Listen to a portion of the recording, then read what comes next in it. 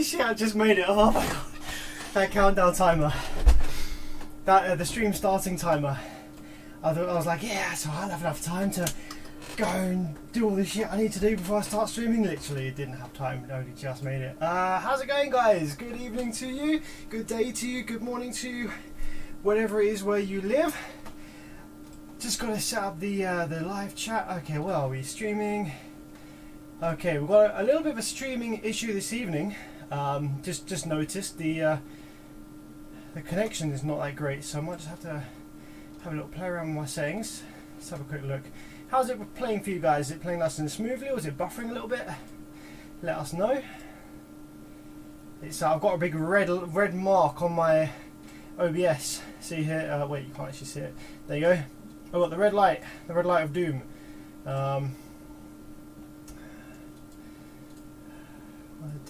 See, that's not even that high, so maybe an internet connection problem? It's like hovering, like usually this is absolutely fine for streaming. This is quite low actually. I used to stream about 8,000. So I don't know why it's struggling to maintain. Look at all these drop frames, 2,337 drop frames. Maybe it will sort itself out in a minute, but we'll see how it goes. Okay, I need to get this chat window open. That one, there we go. Okay, what we got? We've got camera 1, camera 2, camera 3, camera scope cam, and yeet cam. Okay, cool. We are all good to go. So, I've got lots of amplifiers to go through. I don't think I'm going to get to go through them all this evening. Got about 5 or 6 that arrived over the last day or so. Can't remember what they are, can't remember what order they're in. I just have lots of boxes to open. And so we'll start with the small ones, because that's the quickest one that I could grab while running up the stairs. Before my stream timer ended, literally. I wish you could have seen. I think the stream countdown time was like 2 minutes 30. And I had a lot of shit to get done in that time. I was like, oh no, you. And literally, I ran up the stairs to the workshop and sat down, quickly whacked the hat cam on, and hit this camera button just as it was turning to 0 seconds. So, okay, guys, this is not how you package an amplifier. If you ever want to send an amplifier anywhere, don't package it like this. So you see this box here, okay? You can see the amplifier is just chilling there. Just like absolute ready and raw. See, you see, this is the thing, right, that most people don't understand, is when you're packaging an amplifier, the bit you need to protect is this bit on the end. You don't need to protect this bit, because the weight of the amplifier and the speed at which it hits the ground is going to determine the amount of force that the amplifier is subjected to. Now, if you spread out that force on the wide part of the amplifier, the biggest surface area part of the amplifier, if you drop it this way, then if you drop it like this, poof, then not any damage is really going to come to the amplifier, at least not unless you absolutely hammer it into the floor. But if you drop it like this, then there's much higher pressure, much more force is applied to this end piece, and therefore it's more likely to get damaged, and it actually doesn't feel too great. So they padded out the whole of this top. Look at all the top of the amplifier and the back of the amplifier is all nicely padded out, but nothing on the ends. Look, literally one piece of freaking toilet paper, and as a result, this has actually snapped. As a result, we have a snapped end piece here like this, and this fuse is like this has been pushed in and damaged. So yeah, package your shit properly. Right, let's have a look then. What is this? High-phonics, I think, by the looks of it. Free paper towels. I needed some more of those. Yeah, this is a High-phonics. Oh look, it's damaged on this end as well. So both ends of the amplifier have been snapped off, and my guy can't now mount it down in his vehicle anymore because he didn't package it properly. I think I've run out of glue as well, so sucks to be him. I'm gonna tell him to watch the streaming. Actually, it might be because I've got too many tabs open. I've got like a gazillion tabs open right now. Let me just close this down. That might be why. Might be what's causing the issue. If I close all my tabs, what happens? Does it suddenly go green? No, 6K. What's Chrome saying? Whoa! Look at all of the look at all these task manager windows. I bet that's the most task manager windows you've ever seen in your life. Oh look, there we go. It's up in the green now again. That's good. I think it was my CPU was. Oh yeah, CPU was freaking like toasting around here. Okay, cool. I only got a 4-core. This is a 40. Fuck. It's not a 4790K. It's the one. It's a 4650 or something. It's the i5. Or maybe it's the 4690. 4690. So it's the i5 from like freaking 2012 or something. But it's better than what I was streaming with until not that long ago, to be honest. Probably the last, I think 2 years ago, I was still streaming with an LGA 775 socket CPU. It was the one of the beef ass Xeons. I can't remember exactly what it was. X5470, I think it was. Overclocked the crap out of it, and DDR2 memory as well. And I upgraded to this 4690 and DDR3, so it does the job. Because I've got a GTX 660 in here. Not for any graphical reasons, but just for the NVENC encoder, so I can stream with the NVIDIA NVENC encoder, taking the load off the CPU, but I guess it was still a little bit much with all those tabs open. Right, cracked open a glass of wine. Cheers, gentlemen and ladies, if there are any present. Have a great weekend. Let's sip some spicy Rioja and take the back off this amplifier, shall we? Oh! Whoa, we be lagging! Whoa. Okay, how do I fix that? Unplug HDMI, plug HDMI. There we go. Oh my gosh, you guys balling in straight away. Wow, let's just check out some live chat. Mike Honda. Wow, make us fix an amp. I am paying for it, kinda. Salute to our amp class and more lessons to come. Mike Honda, that is a crap load of money, as is the 50 from DL Carburetor. You guys, what the heck? Straight up, no even messing around with the $50 each. I am honoured. Thank you so fucking much. I haven't even done anything yet, guys. One of the best things we did on live stream previously was we got live chat to repair an amplifier. Did it twice. One time was serious, one time was messing around and like deliberately screwed it up. And it was really, really good fun. I can only do it when the amplifier belongs to me. Mwah. I have a lot of custom repairs in at the moment. I don't have many amps that I have bought to sell on, or that I, donor boards. I do have some donor boards, but most of them are donor boards because they are they're not worth repairing, or I can't get parts, or I can't seem to figure out what the issue is with them. So I do have some donor boards. I could go through and we could maybe do a live stream, live chat fixes amp again, because that was good fun.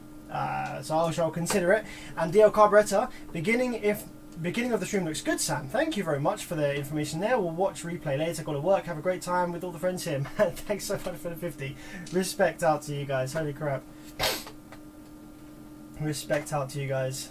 You have a 4690. Yes, I do. I do have a 4690. Stream is ended. No, stream's still going. Still going. Should still be going at least.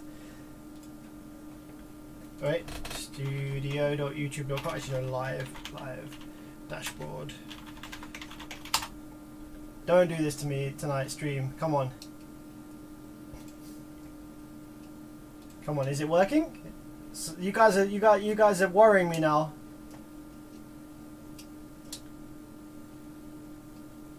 Damn, the internet is slow as heck, actually, isn't it? Error, duplicate stream key. No. Stream, manage.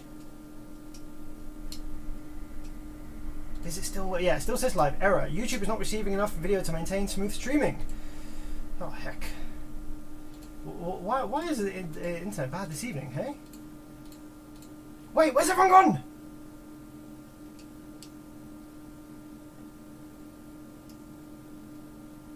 Alright, I'm gonna lower. Shit. I'm gonna lower the stream. I'm gonna lower the size. Hang on. Shit. Constant bitrate. Shit. Profile quality. Let's go for performance, and let's change it to 5K. Right, is that any better? Let's have a look, see what happens.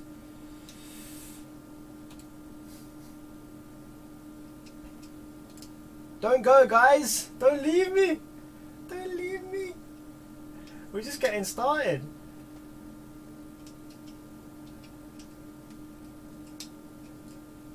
Thanks, Vincent Chen, for the 5. ISPs suck. They're like people who pack amps wrong. They are. They are like people that pack amps wrong. They focus all on the download and don't take any time to consider the upload. I made sure I did get a reasonable upload speed package when I decided my ISP. That was one of the first questions I asked. I was like, yo, I don't care about the download speed, bruv. I can go make a cup of tea while I'm downloading my my NFTs and my stonks and shit. But give me that upload. Give me that OP upload. Okay, we seem good now. I've got the green light for a while now, so that's cool. Alright, so this is a Hyphonics. What model is this? I'm actually just going to quickly tell the customer to watch the stream because his amp is balked. We have a Hyphonics Gladiator GLX 1400.1. So, yep. I've not actually heard of the Gladiator before. Watch from the start. Amp was damaged in transit due to insufficient packing. You will struggle to screw this down now again. I'm just going to link him to the stream. Where is the stream? Here is the stream. How do I get to the stream? Edit? Nope. Top chat. Share. Ah, here we go. Here's the share button. Share. Copy link. Yo. Boom. Scrap. Scrap. Boom. The thing is there. Okay. Now it's lagging. Right. What's my upload? It should be about 2025, I think. Which is not like super great, but it's more than enough for streaming this shiz. Right, so let's have a look inside this amplifier then. Why is this amplifier in the workshop with me? First thing that we always check is output FETs. So we check for shorts on the output FETs and we check for visible burns on the power supply. So I think this customer was saying that the amplifier just went into protection mode one day and stopped playing. So just having a quick little check for vibration damage because I think this amp was actually mounted to the enclosure. So just want to make sure that it's not something simple like the output inductor has snapped off, which I don't think it is. So let's go ahead and have a look at the output FETs. Actually, I think I might know what the issue is with this amplifier already. This might be a simple little fix here. Okay, so no shorted output FETs on that side. No shorted output FETs on that side either. Right, I think what the issue is with this one, ladies and gentlemen, is a nice, simple, easy fix. These Hyphonics boards, these Maxonics PCBs, have a very, very common issue that will either kill the output FETs or it will just throw the amplifier into protect and you won't be able to find any dead FETs or anything. And when you try and power the amplifier up, it'll either send DC to the speaker terminals or class D switching won't work properly. And the issue is a couple of transistors on this output driver card. So if I zoom right in on this output driver card, you can see here, this is a very generic output driver card that you'll see in lots of amplifiers, but namely in Hyphonics. They use them a crap load, the Maxonics PCB. So what you've got here is a bunch of drive circuit components, got a dual op amp, PWM generation, and this drive circuit was it was converted from a very similar drive circuit that was an much older design using actual large actual like through hole transistors, much bigger transistors like on the board. I can't remember the case the package number for them now, but these two transistors here, which are marked with 1D, okay, when they were redesigning this for surface mount, they didn't take into account properly how hard these transistors, these two right here, would be driven. And unfortunately, they are ran really hard and they get really, really hot. And over time, they do just fail because they ran so hard. They're not big enough really for the job. Yeah, so the solution generally is you just need to replace these two transistors. And unless you have that knowledge, it's kind of difficult to know really. Like, how would you diagnose that? Like, if I didn't know that, I would start pulling MOSFETs. I would start pulling the driver card out, looking for shorts and stuff. But like they don't even usually read a short circuit either on the board. They usually actually just seem to read okay. Let's see what these ones read. So without that knowledge, you wouldn't know. And the only reason I know that is from Perry's Guide. I will always tell people, I say it time and time again, if you want to get into amplifier repair, go ahead, download Buy Perry's Guide from bca1.com, and you'll get such a head start in not just amplifier repair but electronics in general. It's such an amazing source of information and knowledge here. So they seem to read okay, and this is my experience as well. They don't really go short, and it's very difficult to tell that they're bad. But what I'm going to do is I'm going to power the amplifier up just to kind of see what it's doing, and to show you guys what it's doing to start with, and then we can take a look and probably end up replacing those 2 transistors and likely get a fixed working board at the end of it. So let's plug some power wires in. It could also be, of course, that this amplifier actually works fine and the customer had an issue with their wiring or the subwoofer or something like that, but I think they said it was in protect. So that is the kind of normal thing that happens with these, is they go into protect when those transistors die. So maybe add some cooling for it. Yeah, you can whack a fan in front of it. You can clamp like a piece of aluminium plate with some thermal pad to the driver card. That's what I see done sometimes. You can actually replace those transistors with their original through-hole component and just kind of hang them off the board, like solder them to the surface mount pads. Just have them hanging off the board, but I find that's not so good for vibration. So yeah, we'll probably just replace them with the same part, but maybe see if we can clamp some kind of heat spreader to them. They don't need much thermal management. They just need a little bit of a heat spreader on them. You don't need like crazy active cooling. They just run a bit too hot and they can't get rid of the heat quick enough because they're so tiny.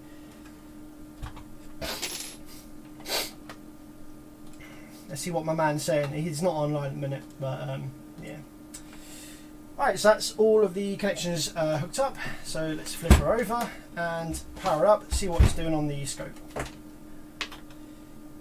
Zoom in a bit on the scope. So low side drain we're looking for. I can't remember which one of these is low side. It's probably, maybe it's the, check over this side. So turn the power supply on, crank her up to about 10 volts, that's all we need. Let's go for 4 amps in the power supply. Don't need much high current at the moment. Knock that over a little bit. So what is this side? Is this high side or low side? That is high side over here. Okay, so low side is going to be down here, ladies and gentlemen. So if we probe low side drain, if the amp works, we should get PWM, big nice big square wave. If it doesn't, then we'll maybe get some DC or something funky going on there. So let's see what we have. Watch the scope in the corner. Oh, it actually comes on and works. Great. Fucking hell! It is the curse of the stream. How many times recently, gentlemen? How many times recently? How many times recently? You saw me get this amp out of the box. This never happens. You saw me get this amp out of the box. Right, RCA is going in. Let's get it. Either way, I'm gonna replace those transistors anyway because they go bad over time. So it takes 2 seconds. Worth replacing them anyway.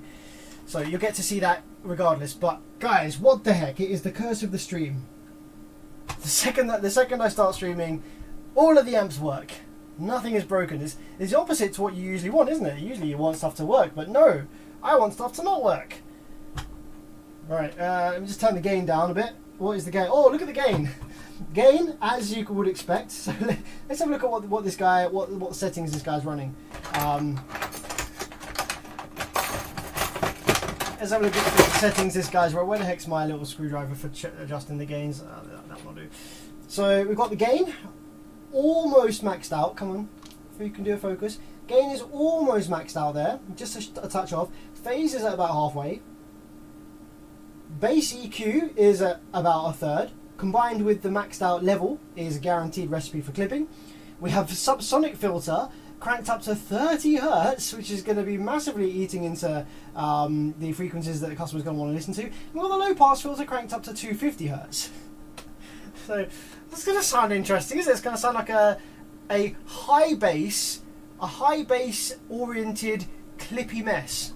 So let's sort that out for him, shall we? Let's turn the low pass down to about 55, 60 is where you want it there. Subsonic, we don't need that for the kind of system he's running. It's at 15 hertz anyway at the minimum, which is fine. The bass EQ, let's get that down at 0. Let's get the phase down at 0 because that's not going to make any difference. And let's get the level down to, I was going to whack it on a low setting at the minute just for testing on the workbench, and then he'll have to set that correctly in the vehicle based on his signal input. Right, so now we've got 34 hertz going in. Let's power the amplifier back up and see what we've got on the speaker terminals.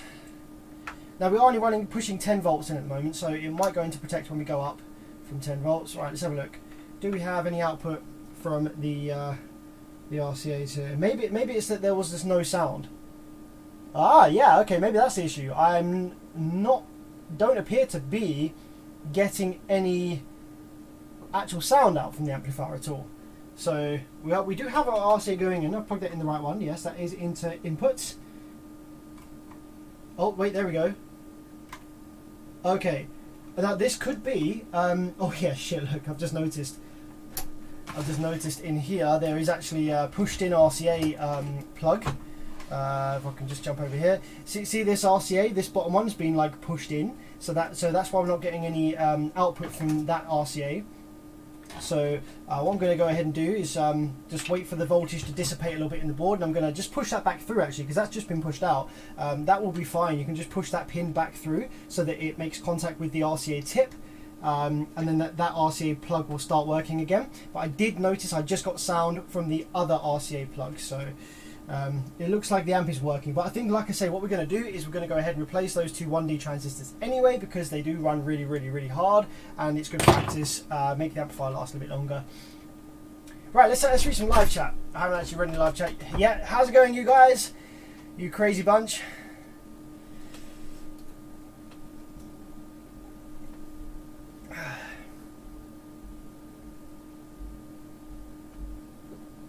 How's the stream been now since I changed it a little bit? Seems to be a bit more stable.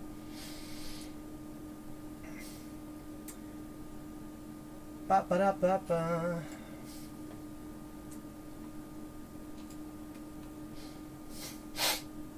Well, Sam, stop messing around with design and board. I'm not at that level yet, my friend Mike. I'm slowly making my way there. I wouldn't say I'm close to that yet. Being able to problem solve, diagnose and repair something is one thing, but being able to design it from scratch is a whole nother like level of knowledge and experience. So I definitely would love to get there. Like I feel like I pick things up relatively quickly, so provided I do some reading and research and do some prototyping, I should be able to come up with a reasonable circuit design. You know, my first one won't be the best. You know, I'll think it's great at the time, my first design or my first amplifier that I'll release at some point down the line in the future, but then when I come back and look on it 10 years later, I'll be like, oh fucking hell, why did I put that there, why did I put that part there, you know? So you always criticize your work later on down the line as your knowledge increases. That's always the case. Hello Jesse, how's it going? Nice to see you again as well. Technical specialist, got all the guys in here, all the regulars. Anonymous repair, don't want to know who repaired it. I sometimes feel that way as well. Greetings from Austria. How's it going? 10:06 p.m. Yeah, it's about that time here as well. Actually, same time. I'm going with crazy donations.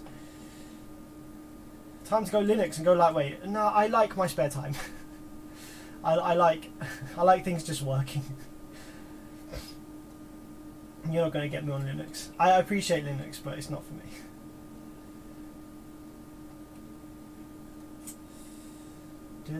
Where the hell is the ground probe reference? It is through the ring main. So my oscilloscope is grounded, obviously, through my mains ring main, and my power supply, my 12-volt power supply, I have routed around the negative output, which is actually floated from my power supply into the mains ground, so that my scope and my power supply share a ground, which allows me to just probe with a free oscilloscope probe like this.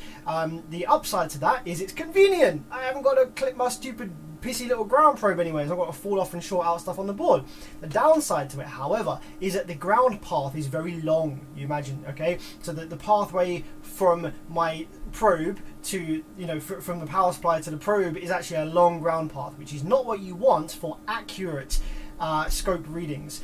Fortunately for me, we are reading high voltage waveforms with amplifier repair, so a little bit of noise on the scope path, on the scope there, isn't actually going to tell us, it's not going to be visible really. If we're reading 100 volt RMS switching wave, a little bit of noise on the trace isn't going to be visible. It's only when you start going into the kind of waveforms under 1 volt that you really need a ground reference on the probe. And I will do that sometimes if I am trying to follow PWM through a drive circuit and it's like 0.3 of a volt triangle wave, you know, part form of the class D generation circuit, and I really need to see the exact shape of the waveforms, then I will float my power supply again. I'll remove the ground wire from the mains and I will clip on the correct ground to the amplifier, whether it's the output side ground, power supply side ground, whatever it is, to get a as accurate reading as I can on the scope. But for general purposes, not needed.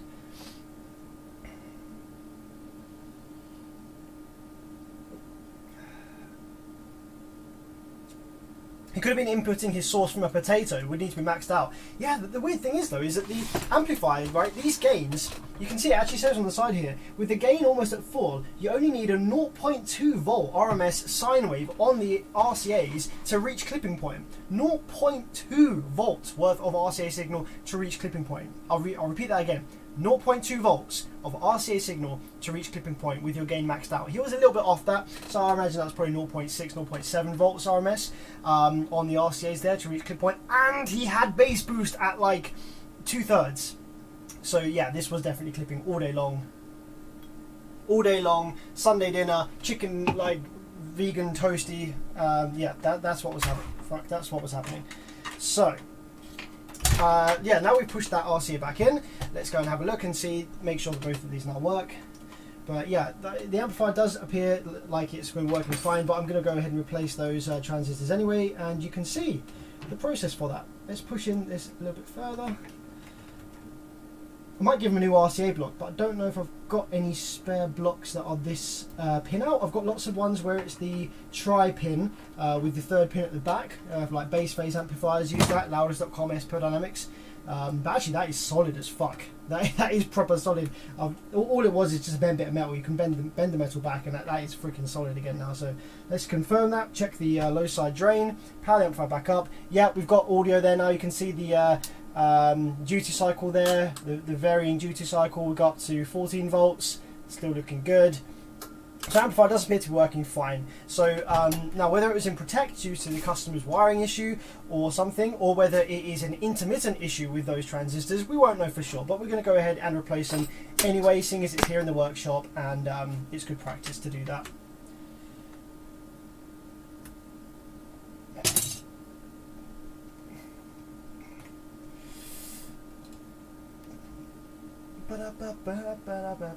Sam, would it help to glue on a very small aluminium heatsink on the 2 transistors to prevent them from failing? Yeah, I do actually have some. Oh no, where would I put them bad boys? I do have somewhere in a drawer, which I'm probably not going to be able to find now. In one of my drawers here, I do actually have some tiny little baby heat sinks. They're like these tiny little black finned heat sinks. Are they in this drawer or are they in the other one? And I use them on drive chips that are running a bit too hot, like, you know, bad amplifier design, especially with the Sound Digitals.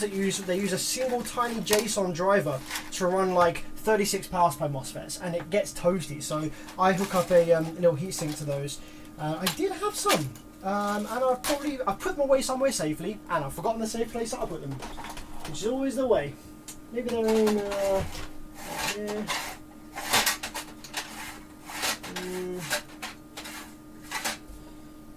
Yeah, I'll look for them later.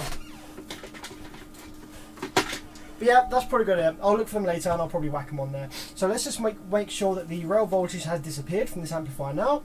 And then we can go ahead. So we've got about 4 volts of rail in there still. We've got 4 volts as negative rail down there. Positive rail anywhere? Where's the positive rail? Just a reference so I can ground it out. Positive rail. Ah, there we go. There's positive rail. So let's just short out positive and negative rail, which are actually scarily close together. You see this little bar and this resistor, okay? That's negative rail, that's positive rail. Look how freaking close they are. They're like a millimeter away from each other from arcing. So let's just ground those out.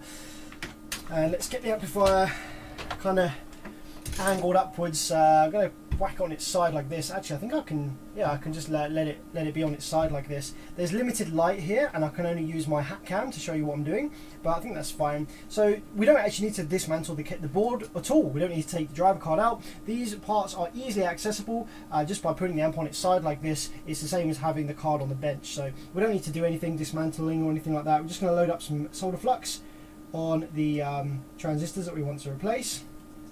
Get my hot air station turned on, get it cooked up, and take them out and replace them. Oh, did you hear that? Cha-ching! That is probably, is that my side hustle? Nope, that is just a bid. I got some alloys for sale on eBay. I'm getting some bids on them. They're fucked. They're the old ones off the van. If you saw the van video when I first bought it, the alloys are fucked. Well, what's going on with the camera tonight? I look a bit red. You know what I mean? Like rosy in the cheek. That's not actually how I look in real life. I think it's just a colour hue imbalance. Like these Logitech webcams are old as heck, so it wouldn't surprise me. Beep beep beep beep. I have a small little vacuum tool to hold SMD components on when working on them. That's a great idea! Yes, I've often wondered whether something like that exists. That would come in great handy, great convenience sometimes when working on surface mount components. They like to jump away from your tweezers and all that jazz. So yeah, I'll definitely look into something like that. Sounds pretty useful. Thanks to Turbski for the 5. Holy crap, thank you very much, my brother. Hello, brother. What's the cheapest way to protect the alternator when charging LTO batteries? What do you mean by protecting the alternator? Protecting it from excessive current draw? Because you're never going to draw more current from the alternator charging batteries than you are when you're actually running an amplifier. Running an amplifier is always going to draw more current than charging batteries. So what are you trying to protect it from? How is your search for electrostatics? Like slow. I did actually find a set. Look, guys, check this out. From all my audio files in the live chat, I did actually find a beautiful set of electrostats, and they were at a really good price on eBay, and not too far from me. I'm just going to open up my watch list on eBay right now. If I can find where the heck it is. Why do I keep moving your watch list? Here we go. Internet's slow. But I didn't purchase them for a couple of reasons. The first reason was, where can I filter by sold? Ended. Show hidden items. See orders from last 6. Oh no, these are my orders. No, I want my watch list. Watching. There's two reasons I didn't buy them. Firstly, I didn't buy them because they were angled really strangely. They were angling upwards. Now I'm going to be listening to these things in a very relaxed seated position. Here we go, here they are. Oh man, these went so cheap. Look at these bad boys. I'm just going to give you up the web screen right now. So these were some Martin Logan Source SE. These were special edition Source. There was the model number of these. So you got a hybrid electrostatic with a ported woofer at the bottom and very accurate, clever crossovers. You don't ever hear the crossover. It just feels like one point source of sound. Really beautiful speakers. But the thing is that they're angled really quite steeply upwards. Most Martin Logans are electrostatics are just flat. Like straight, they're not angled backwards like this, and from a seated position I wouldn't really be getting the optimal angle of attack, speaker angle. Now people did recommend, you could put some blocks under them, and I was kind of umming and ahhing. I was like, oh, do I really want to do that? It's a bit long, blah blah blah. But they're beautiful and they were really cheap, and I missed out. They're in great condition as well. I missed out. I didn't buy them, and now I kick myself because I didn't buy them. So back on the hunt, unfortunately. And most Martin Logans are way more expensive than that. Martin Logan, if we take a look at what's on eBay at the minute, they've got some Clarities which are actually much worse. These are far lower down than the Source SEs that I was looking at for $1,000. You've got some Aeon I hybrids which are quite small, again for $1,000, and these are old now, these as well. 1500 Clarities, again really small, more intended for home theatre use. ESLs, they're way too big for my application. ESLs, too big, 10 grand. Some old school ones, way too big, way too expensive. So yeah, you can see now why I'm kicking myself. Look at these freaking bad boys. These are the creme de la creme. This is what you buy if you want to fucking hear everything. If you want the orchestra in your living room, this is what you buy. Absolutely ridiculous. But yeah, sad. I don't have electrostatics yet, unfortunately.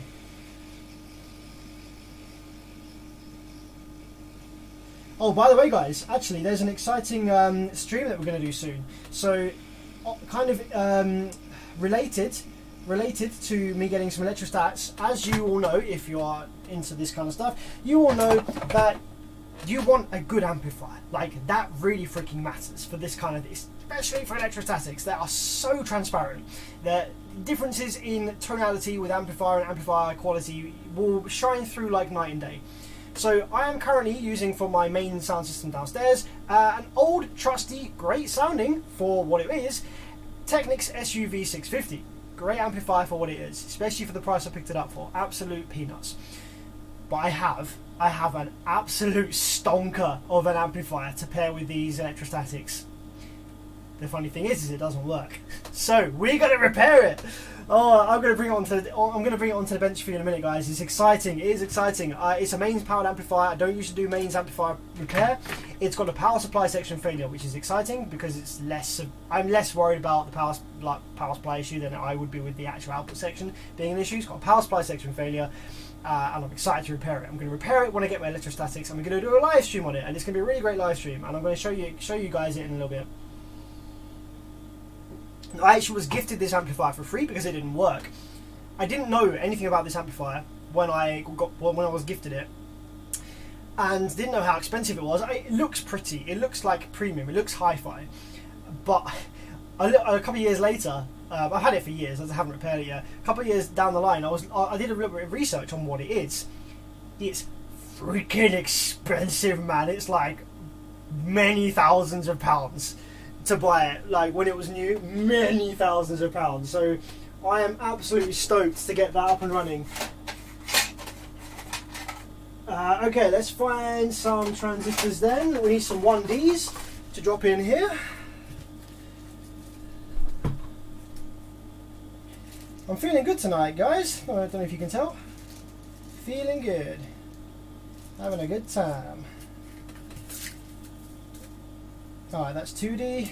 I'm going to try not to talk quite as much because it'd be quite good to get some repairs done. 1D, there we go. There's my 1Ds.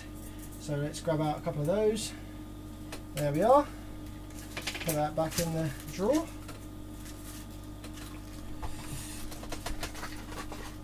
Okay, let's. I don't think we need. The flux has done a great job of reflowing that solder. Actually, it's not even that old, this solder in here, so we can just put some fresh flux on there. Oh, I forgot about these ones.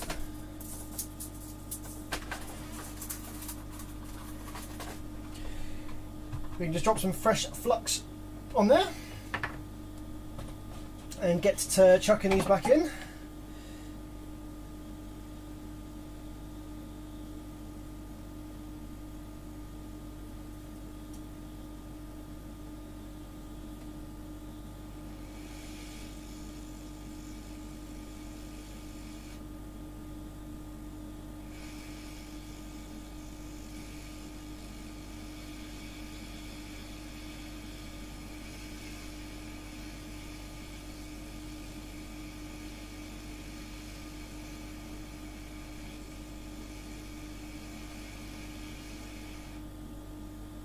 There we go, that's one, nice and straight.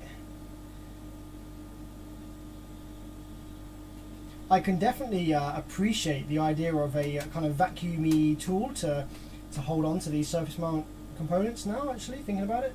That would come in amazing handy here.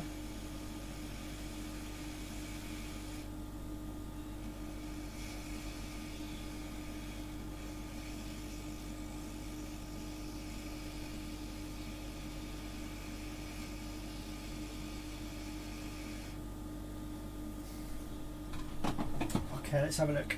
How's that?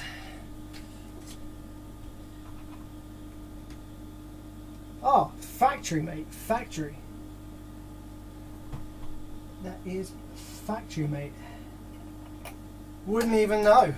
Would not even know. Just wait for those to cool down a bit, then just power it up, make sure it still works, make sure those parts are good. Alright, let's have a look. Oh crap, what's going on with this? There we go. If you can't get it done at 0.2 of a volt, you ain't getting it done. Yeah, exactly. I wish you could come to Washington to fix my amp. Well, if you pay for my flights, I'll gladly come fix your amp.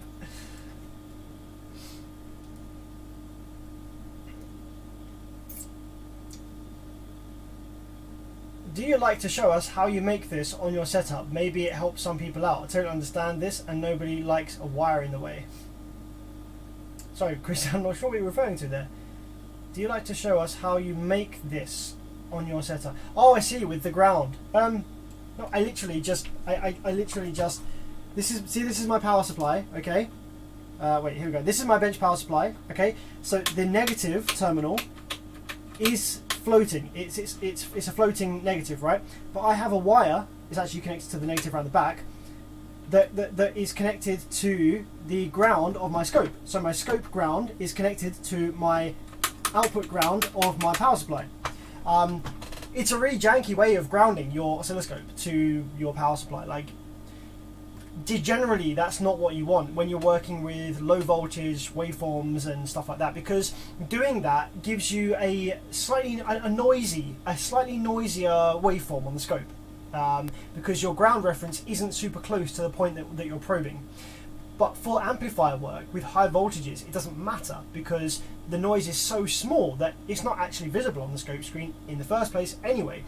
And like I explained earlier, when I'm working on super low voltage stuff, I will actually ground the probe correctly to the correct ground reference nearby on the circuit. But for the most part, you never need that, because the voltages are high enough. Look, check it out. Let's power the amplifier back up now. Let's see what I mean. Let's zoom out on here. So we've got our single wire oscilloscope probe, and we're going to have a look at the scope screen and see whether it looks bad. And we can actually connect a ground probe to the amplifier to see if it looks different at all, see if it looks any different on the scope screen, if you like. But so let's go ahead and probe low side drain again with those new parts fitted. Go down the voltage a little bit, power it up. Ta-da, there we go, back in action. 14.9 volts, looks good. So as you can see there on the scope screen, we have super nice clean square wave there, looks good. And that's on the output side, a 61 volt RMS wave. On the power supply side, which is lower voltage, again, it's not noisy at all, very clear, easy to see the waveform shape.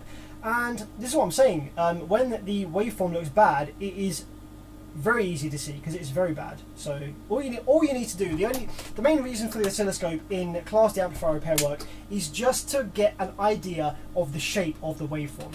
It doesn't have to be critically dead accurate with zero noise on it like it would be for working with computer motherboards or USB interface or something like that with incredibly fast switching frequencies or data rates or tiny little signal voltages or logic level stuff. You just need to make sure that the waveform shape going into your MOSFETs, coming out your MOSFETs, the audio waveform, which is super low frequency, like you just need to make sure it's the right shape. And provided it is, it's fine. So your scope doesn't have to be amazing, doesn't have to be high quality. As such, you just need to be able to see the waveforms. That's the most important thing for repair. How's your bass fan doing? It's chill, man. It sits on my driveway and does nothing. I don't use it ever. It's just sitting there with the DDZs in there, my friend. Dan says what does Dan say? I'm having a problem with a Type 7 amp. Type 7 is from Perry's Guide. It's been such a while since I've looked at it. I rebuilt the output driver board, replaced the 3 P2Ds, 2 D1s, and the 2 TL072Cs, but I do not have triangular waveform on pin 1 of U13. Let's have a quick look at Dan's issue real quick, because this is kind of interesting to look at. So I'm just going to go ahead and bring up Perry's Guide real quick. Go to documents, show amplifier repair. Wait, do I even have Perry's Guide on this PC? Shit, I don't even think I have Perry's Guide on this PC. Oh, we're here. No, wait, here it is. Okay. Index. Okay, let's bring up Hero's Guide. So yeah, Flash Player unfortunately it doesn't work anymore. So Class D generic Type 7. Okay, there. So the same one that we're working on just now, actually. So you say there that you've replaced these two. You've replaced the 2072Cs, but you don't have. What is it? A triangle wave on. What did you say? Pin. Do not have triangle wave on pin 1 of U13. Which I assume is one of these. Doesn't actually have the markings on there. Does it have markings on my board? It does have markings on my board, but it covers them up. So the square waveform on pin 7 is on pin 7 of the top 072C has sloping sides, and the amplitude measures the same as the top R32, R30. So I'm assuming you're not getting any switching on the output MOSFETs. Is that correct? Do you want to see what this one is doing? I can like put the oscilloscope probes on the one I've got here right in front of me right now, if you like, to see what they are. So you can get a reference as to what's happening. But from my experience, right, 072Cs, they don't like heat. So it may be that you're killing them when you are soldering them to the PCB with your hot air gun. So here's what I suggest you do. Remove the 072Cs, use some solder wick to get rid of all the solder on the pads for the 072Cs, get a brand new 072C, get your tweezers, whack it in place, and put some solder flux on the pins of the 072C, get your soldering iron with the conical, this flat tip bit, and put some solder on the iron, and then touch your iron on pin 1, or just any one of the pins with the flux on. The solder will immediately go onto the pin and then leave it to set. That will hold your chip in place. Now do the same with the other 8 pins. Solder it manually, very quickly, just with a good flux, and the solder already on your iron, and the solder will instantly flow onto the pin. You don't have to cook up the chip; it will just stay nice and cold. And just see if that makes any difference, because from my experience of working on these recently, changing 072Cs and LM211s, is they do not like getting cooked up by the hot air gun. So that's what I suggest you try first. But just to help you out here, my man, because I'm all about helping out, let's go ahead and give you some waveforms of the op amps on this board right here. So we're going to start at pin 1 of the top op amp. So I'm going to go top op amp and then bottom op amp. Oh shit, don't want to explode it. Let's go pin 1 right now. I'm going to try not to skip and kill the amplifier by shorting out something on my probe. So we're going to try our best not to do that. Let's take the voltage right down, just so it's a little bit safer. Down at about 9.4 volts there, just in case I do slip my probe. So pin 1, we have nothing. Okay, so nothing on pin 1 of the top op amp. On pin number 2, we have, oh, there might actually be something there.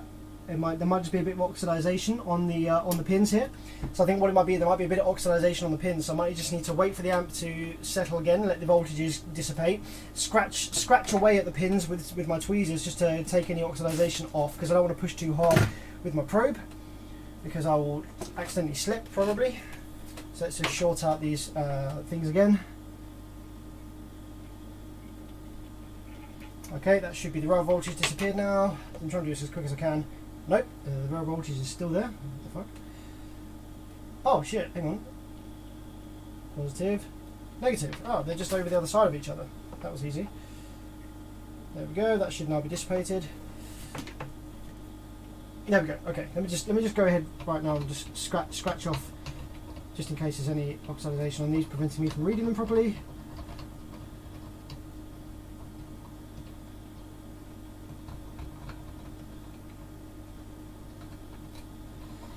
And a little bit of isopropyl alcohol will do the trick.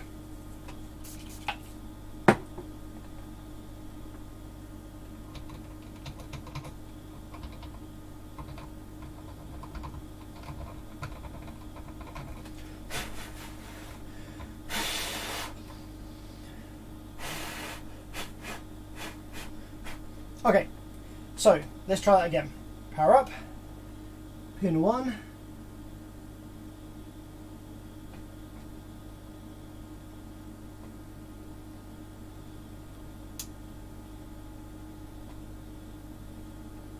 So pin 1 we have pretty much nothing, just a bit of noise from my scope. Pin 2 we have pretty much nothing. Pin 3 we have pretty much nothing. Pin 4 we have, well, pin 4 will be VCC, so make sure on pin 4 that you've got, I think it's on the, in this case, you've got your supply voltage, negative 14 volts. Pin 5, you got a little PWM, a little pulses. Pin 5 of the top op amp, you should have little pulses, about 1.6 volt RMS, 64 kilohertz with the MOSFETs fitted. Pin 7 should have triangle waveform, looks a bit like that. Oh, sorry, pin 6. Pin 7 should have a 5.8 volt RMS PWM, and then obviously you got the positive 14-15 volts on pin 8. Okay.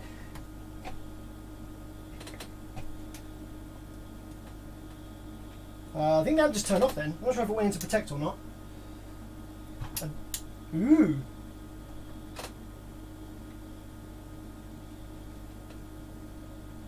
Yeah, it did just cut out then for a moment. Hang on.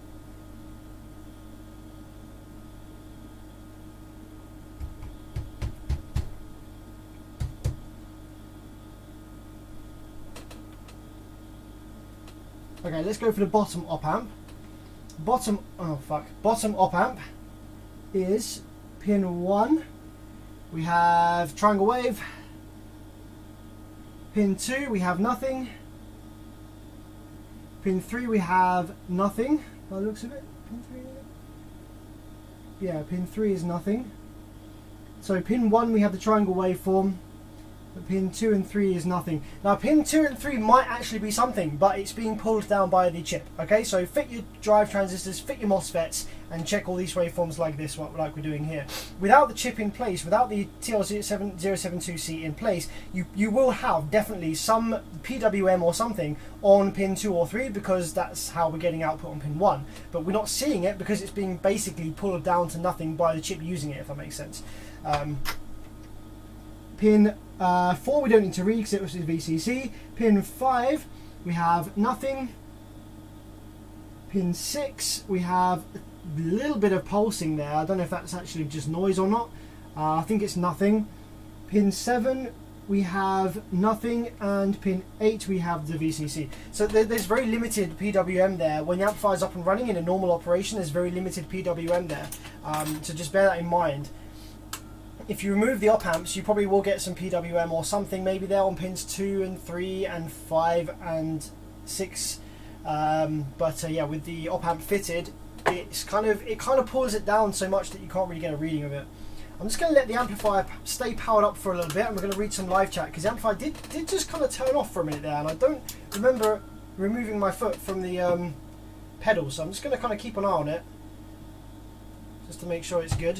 Going to give it a little whack as well. This is good for checking vibration damage. Let's give it a bit of a whack. Let's make sure that, you know. There we go. Just leave it idling for a minute while we read some live chat.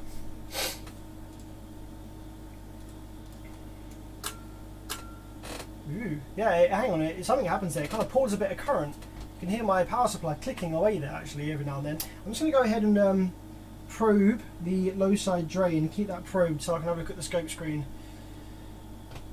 and I'm going to read some live chat.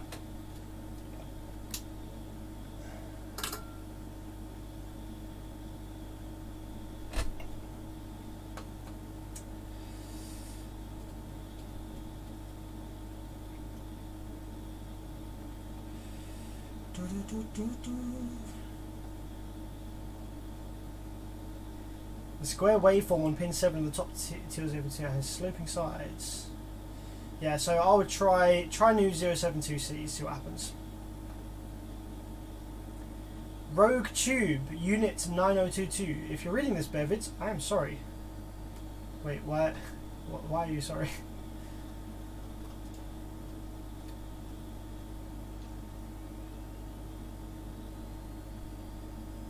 Why are you sorry, my friend? What are you sorry for?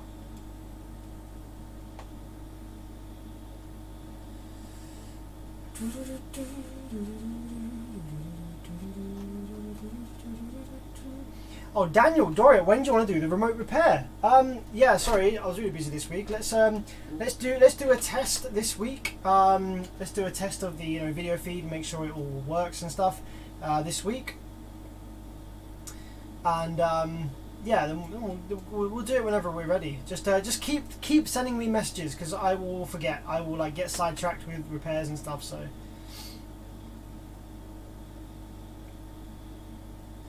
I was being a troll. Oh, okay.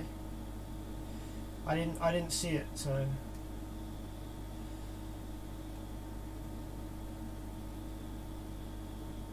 Turbsky, let's see. Turbsky. Protect them from overcurrent draw. When I connect them, alternators start whining and overheating after a minute. Sounds like the alternator's just not up to the job then, my friend. Sounds like you're going to need, like, if your alternator is overheating and whining and stuff when you connect your lithium, then,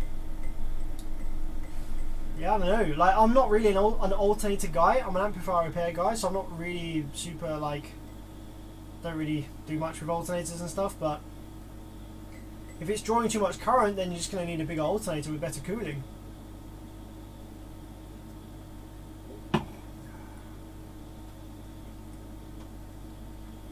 David, so I can send you a link and photo on Facebook. Yeah, absolutely. Yeah, send me a link. I'd love to see it.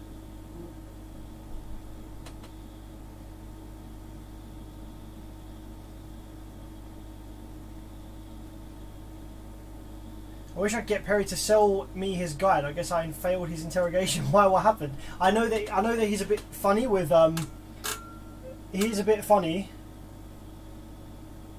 with people. Like he has to make absolutely sure that you know, I don't know. I remember the same thing when I was I've just realised what the clicking sound was. Actually, amplifiers fine. I remember as well when I bought Perry's guide. Like yeah, you have to go through this kind of like process before you can buy it, and you only get to download it like 3 times. So if your download fails like a couple of times, and you have to revisit the link again, then it doesn't let you download it again, and you have to say to Perry, "Oh, sorry, I need to download it again." And yeah, a bit of a pain in the arse.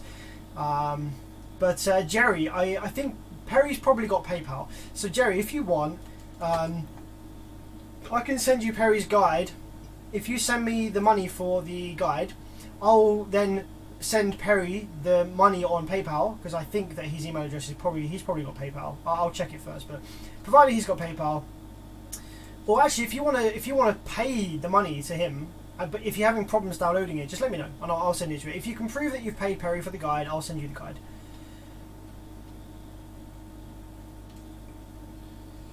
Perry is very he cares a lot about, yeah, like correct grammar, punctuation. Like I think, like, I don't know, it's kind of old school, and you know, you have to, if you're going to ask a question to Perry, if you're going to email Perry to ask him a question, you need to formulate your question properly. You need to include all of the details that you have to rethink about. Right, if I was in Perry's position, what details would I need? You can't just send him an email saying, "Hi, I've got an issue with this amp, I've taken the MOSFETs out and I don't get any waves on there, what's the issue?" That's not going to get you an answer. He's probably just going to like get frustrated, or he might not even reply. Say to him, "Hi Perry, hope you're having a great time.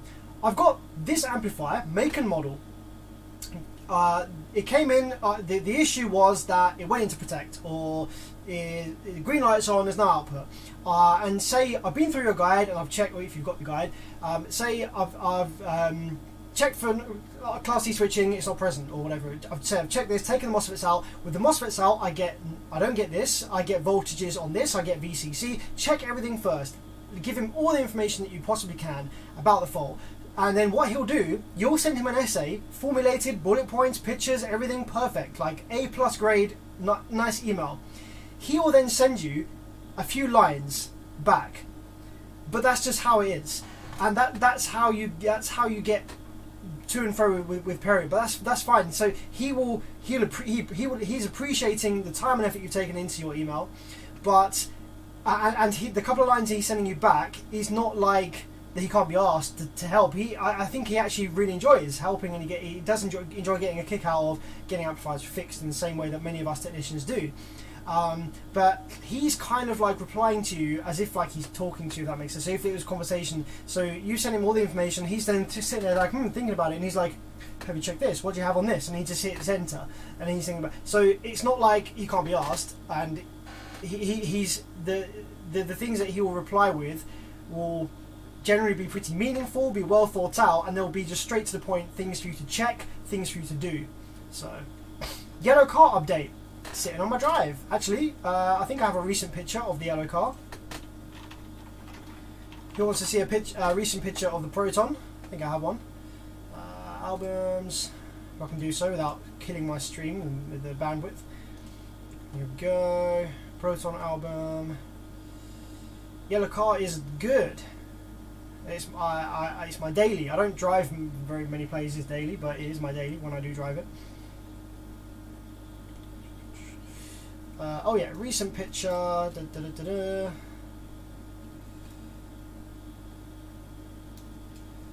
there's one, and there's one, and there's one, and there's one.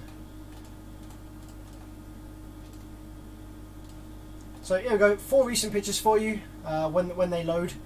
Because I'm streaming, the internet is very slow, so apologies. Let's just wait for all these to buffer properly so they're not pixelated as heck. So yeah, there we go. There's Proton. As you can see, the roof is the only thing that needs sorting out now. I'm going to have the roof wrapped in black, which is why I haven't had it resprayed. But yeah, all the rest of it's been resprayed. Got fresh new wheels, fresh new rims, new brakes. Had all any damagey bits or scratches repaired. It's looking fresh as food. I'm loving it. I'm loving the Proton. Looks fresh, doesn't it? Looks clean. Looks good. This is without the tyre lettering. So I'm kind of in two minds about the tyre lettering. So you can see it here. You can see the tyre lettering there. And you can see it there as well, but then that's without and that's without, so I can't decide what I prefer. Sometimes I look at it and I'm like, oh, it looks better without, and sometimes I look at it and I'm like, ah, it looks cool with it. I can't decide what I prefer. Close all that down.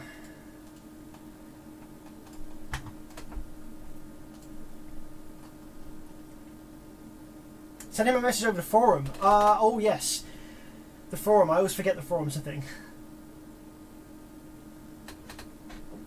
Let's pour another glass, and let's just put the back case on this amplifier and go and grab amplifier number 2. Hopefully amplifier number 2 will be a bit more interesting, but these are all amplifiers that have come through the post, so I have no idea. You're seeing them for the first time, just like I am. So they've just come in the mail last week, so yeah, you're seeing them at the same time that I am. And if they just happen to work, then that sucks, but hey, they just happen to work. Is what it is. Wait, where are the screws? Proton looks cool. Thanks, man. Yeah, I do enjoy the Proton. It's a lot of people can't keep the same car for like more than a year or two. I've had that car for like 12 years now, and I don't love it any less than when I first bought it. I love it probably more than when I first bought it. A lot of people fall out of love with cars. I get bored of cars. Like, don't get me wrong. I get bored of how slow it is. It's not a quick car at all, by no stretch of the imagination. It is one of the slowest cars on the road these days. And it's even slower because of all the sound deadening that I've had put in it, and the heavy as fuck door cards, and the subwoofer and the amplifier. So it is a slow, heavy. And also the wheels, the 18-inch wheels, make it even slower to accelerate, but it's great for cruising on the motorway. But yeah, it is very slow. It's very sluggish. But it sounds great. The exhaust note is sweet. It looks great. It's different. It's unique. I love it.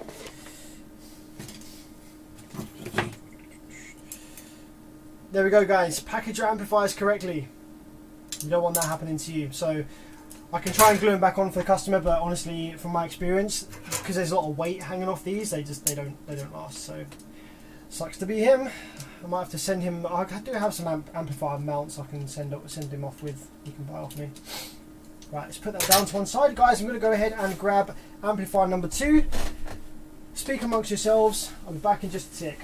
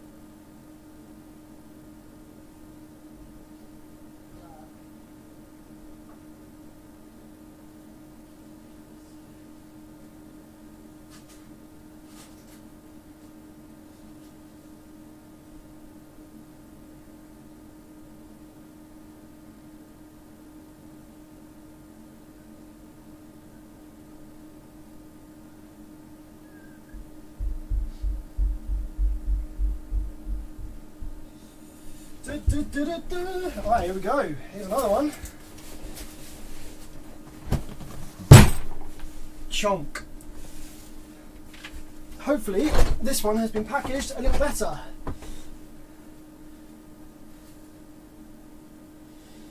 Babies, if you want to combine 2 hobbies, buy a Mega Squirt aftermarket engine system. I would, but if I'm honest, there's no point really doing anything to try and make the Proton quicker.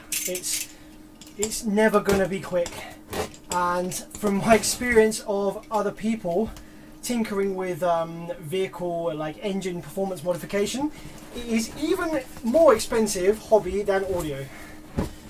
And when things go wrong, it's not just like 80 quid on new MOSFETs, it's like £1,000 on a new engine or a new gearbox, or you know, it's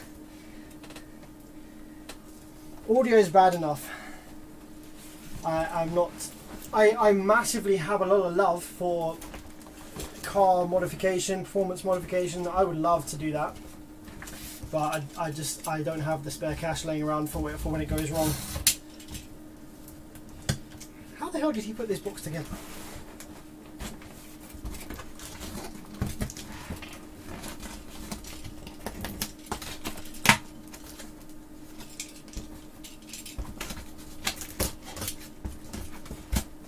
It's like glued. It's like glued it.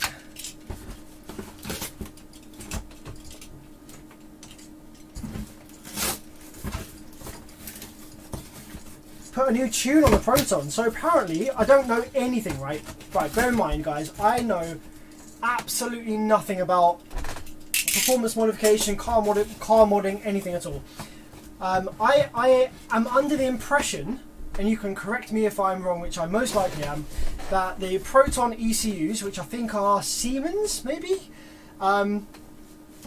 if you remap them, like they're very limited. There's limited things you can do to them, but whatever remapping you can do to them, they will slowly and eventually revert to normal. Like, I don't know exactly how what's involved, but let's say you like change some of the parameters on there, whatever. Then just from using the car, they'll slowly revert back to stock.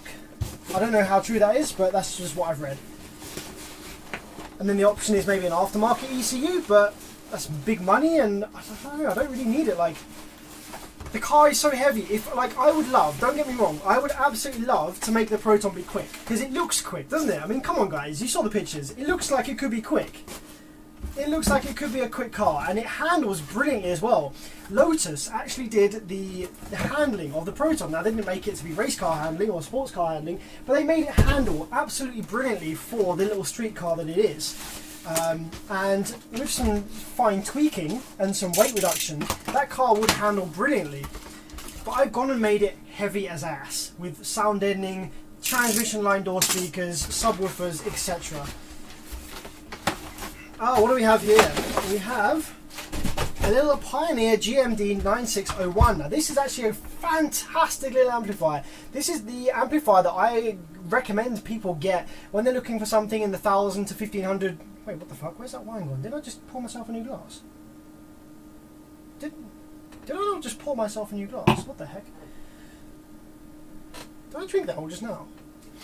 This is the amplifier that I recommend to people that are looking for around about 1,000 to 1,500 watts RMS at 1 ohm. They are cheap, they are affordable, they are built very, very strongly. There's a fantastic build quality in these. They use modern, high current, low RDS MOSFETs and like efficient drive circuitry, modern components. And they're a fantastic little amplifier, absolutely brilliant little amplifier. So let's see what's going on in this one then. Why is this one in the workshop? Yeah, it's a reverse sleeper, exactly, promo. It's a backwards sleeper. It's like people pull up to me at the lights, they're like, yeah, like go, you know, want to race me. But no, I'm just chilling with my SQ sound system. Like we bought a shitty little Nissan Micra. It's one of the bubble shaped ones. I think it's like a 54 plate. It's like a dark blue bubble plate Micra for like 500 quid, right? It's a 1.2 little shit box, little Euro box, and it's right, but because it is so light, right? So this little shitbox Micra, it's got the smallest wheels on it. Okay, it's so light. It's got a little Revy 1.2 litre Nissan engine. It's the better 1.2 engine. The 1 litre was absolute dog shit. It's got a Revy little 1.2 lightweight engine, and the gearbox, the gearing is very short. It's just like a short wave gearbox. So it picks up speed pretty quick off the line. Like, you get the clutch work right because it's a manual. Obviously, we all drive manual in the UK. We all drive stick. So you get the pull away like absolutely bang on, and you rev it to the red line within the power band, and you're shifting well. This thing actually goes off the line really rapidly, up to about 30 mile an hour, and then all of a sudden you've got no power because it's a 1.2 shitbox. But it is quicker by far than my Proton. This little pissy little Micro. It is quicker off the line by far than the Proton is. The Proton is very sluggish off the line because it's heavy and because of the big wheels. So this is the Pioneer GMD 9601. It's a little half bridge amplifier. So you've got a power supply section over here. Bear in mind, this is only rated at 1200 watts RMS. You have got a set of 8 IRF 3205s from factory. You've got a chunky, nice big transformer here, and the windings are quite, you've got multiple strands of thin strands of wire. They could have done a better job at seating this down, to be honest. There's a bit of adhesive here, a bit of adhesive here, but honestly, this is not the best. I think it varies, actually. I think the build quality of these vary depending on how old they are. I think the newer ones are nowhere near built as good. But this right here, this is the auxiliary wind for the the auxiliary voltages, plus minus 15 volts or whatever for the op amps and drive circuitry. This is just flapping around like this, and the core is quite wobbly on the final secondaries here. You can see it. So not the best thing, but we do have nice features, like we do have this inductor which is in line with the output of the fuses, so in line with the 12 volts, to prevent noise being sent back down the vehicle to other components from the amplifier switching circuitry, which is pretty cool. Nice big chunky inductor here. Now these are quite known for snapping off. These inductors do snap off quite easily, so if you've got an amplifier that comes on, no protection but you've got no output, check that this hasn't snapped off on one of the legs. Big heckin' chunky filter inductor. You got capacitor. You actually got a really good filter stage here. You've got a preliminary film capacitor here. Then you've got the main inductor, the main filter inductor, low pass for the switching frequency. Heckin' chunky film capacitor. Then you've got a secondary inductor, and then you've got a bipolar aluminium capacitor with a high farad value, and then you've got a one last big ass film capacitor right before the speaker terminals. So any Class D switching noise is going to be near on gone compared to some other amplifiers, like cheap shit amplifiers that you'll find before it gets to the speaker terminals. So this is a really nice filter circuit for the price point and the power that this amplifier delivers, it's one of the better ones that I've seen really on offer. Now the output MOSFETs are IRF B4227s, very powerful, very like nice, good, strong MOSFETs, and there are 6 of them. You've got 1, 2, 3 in the low side, and 1, 2, 3 in the high side. You've got linear voltage regulators for the plus minus 15 and plus 12 volts ref negative rail for the drive circuit. The drive circuit revolves around an IRS 2092. So again, relatively modern-ish drive circuit for Class D stuff. It's quite delicate though, but it is buffered. The 2092 could definitely drive the MOSFETs directly if it wanted to, if they designed it like that. However, Pioneer have gone ahead and taken some of the stress off of the chip by buffering the drive before it gets to the MOSFETs with these 4 buffers here on the PCB, which actually works quite well. I don't really see many coming with dead drive ICs, so that's pretty cool. Now, why is this in the workshop? What's failed? Do we have protection? Do we have shorted output FETs? Let's have a look. Nothing there, nothing there. Nothing there. So, fuck's sake, don't you dare. Don't you dare. So, no dead output FETs.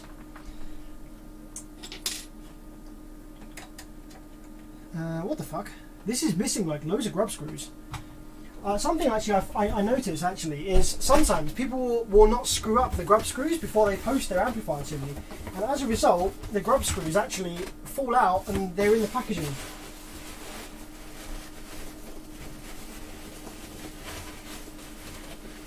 I don't think they're in here. Just something to bear in mind. If you're sending an amp off anywhere, then yeah, screw the grub screws in nice and tight.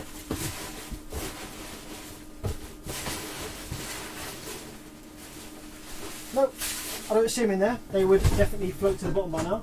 So let's grab some spares. But yeah, there is actually a common fault that I sometimes see with these amplifiers, which is actually a protection circuit fault. There's something happens with the protection circuit, which I think is an LM319 or 339. I'll have to check in a minute, remind myself exactly what it is. But yeah, there is an issue with the protection circuit in these amplifiers that causes the amp just to literally stay in protect and not come on at random, it seems. I've not actually been able to solve it yet.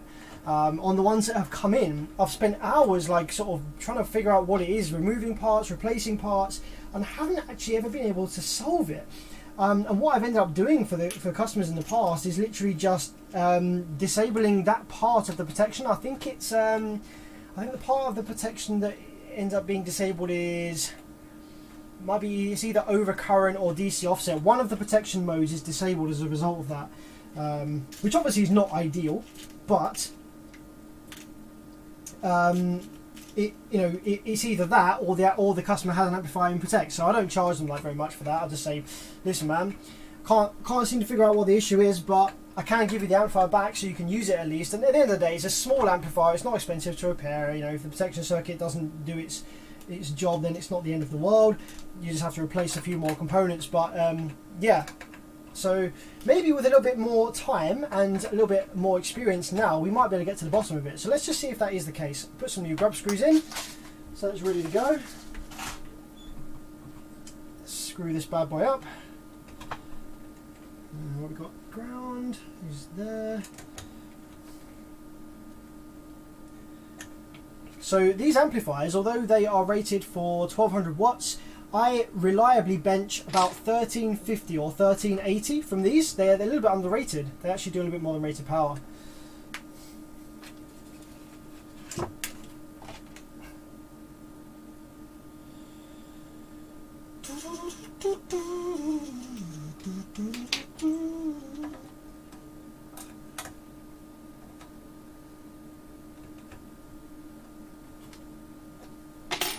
Okay, so let's see what the jam is with this then, shall we? So let's give it 12 volts, screw it, 12 volts from the get-go,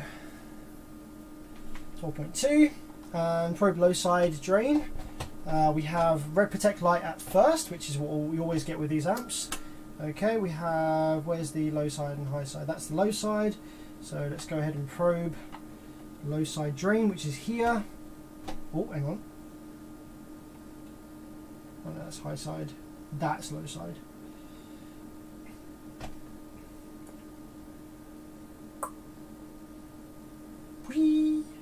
Comes on. Guys, you're not...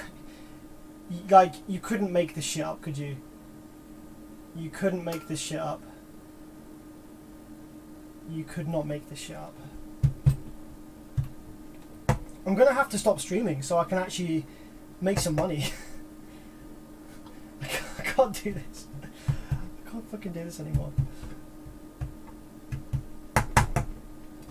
Right, let's check for audio.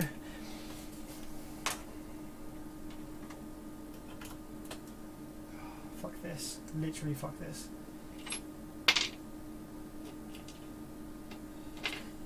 Turn the gain down.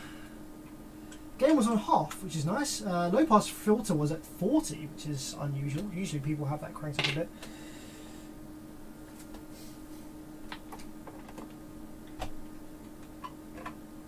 So this amplifier could have actually had the protection circuit fault that I was talking about earlier, but it does seem to sort itself out after a while. So maybe while this amp's been in the post, you know, it's now sorted itself out and now not protecting anymore. As you can see there, got nice sine wave. So yeah, this amp does appear to be working absolutely fine.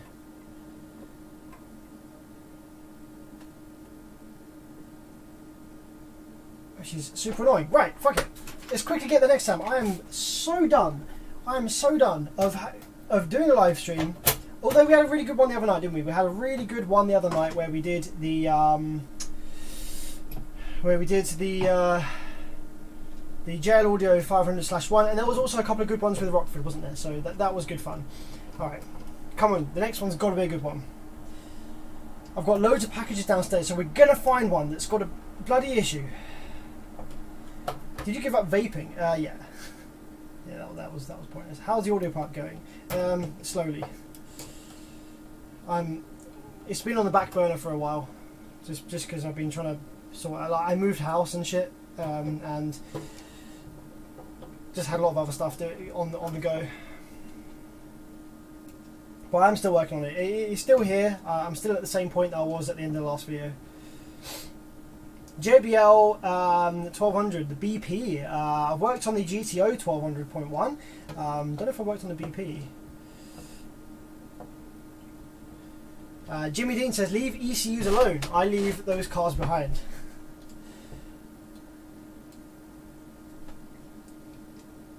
How's it going? How's it going, guys? Injector flow rate and pressure, not capacity pressure. Increase injector dwell time.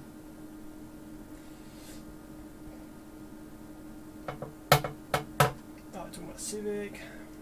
Mike Honda says, I would just do an engine rebuild and keep it as an icon and make it a long-lasting SQ vehicle and see if you can make the car outlast your audio upgrades. Yeah, absolutely. So, yeah, the engine has actually had a rebuild. It's had a new engine, which is another story.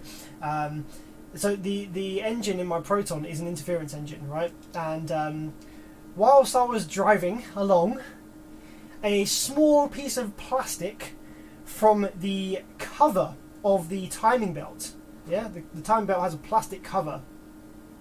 A small piece of plastic from that timing belt cover broke off and got caught in the teeth of the timing belt and the pulley thing, the gear. And as a result of that, the timing skipped shitloads and absolutely fucked the engine. Like, all the rods, everything, all the valves, everything was fucked. So it has had a new engine, and the new engine has only had 25,000 miles on it. So it is a pretty new engine. Yeah, it's a low mileage engine, my friends.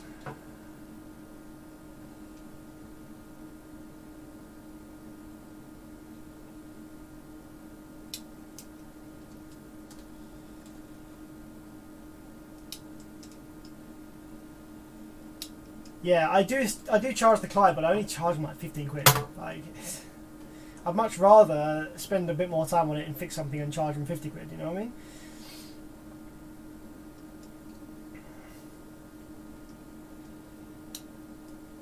Customer just has electrical issue, maybe, but I think this might actually be the protection circuit fault that I was talking about before. It is intermittent, so if the customer says that the amp's in protect, then I'm going to assume that it's a protection circuit fault, in which case I will keep the amplifier here for a bit, and I'll test it every couple of days, maybe run it for a couple of hours for some bass in the workshop, and see if I can get it to protect.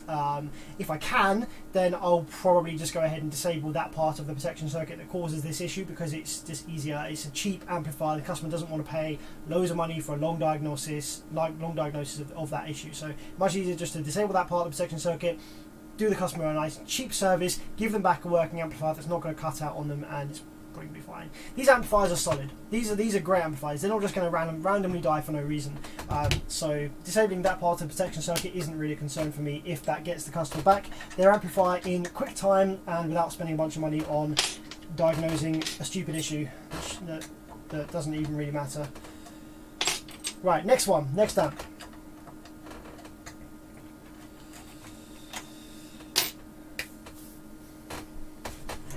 Get the next right. I have a full glass of wine. Don't drink it this time. This happened last time. I filled it up just before I went downstairs and it was gone when I came back. Don't drink it, guys. Right, next amp.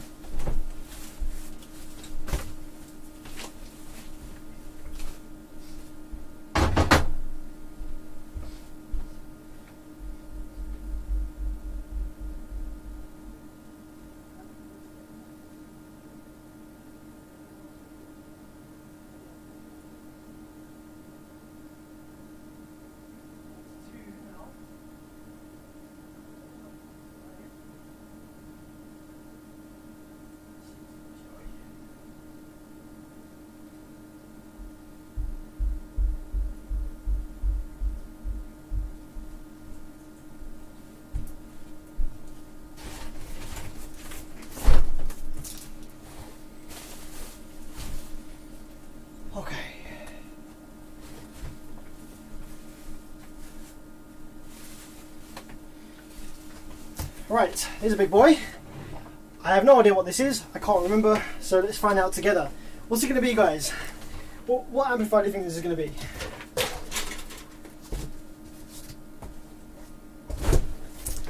I know about as much as you do, but it's about this sort of size. It's not massively heavy. It's got a bit of weight to it. It's probably, I reckon it's going to be like a Korean and maybe between 3 and 5k. I'd say.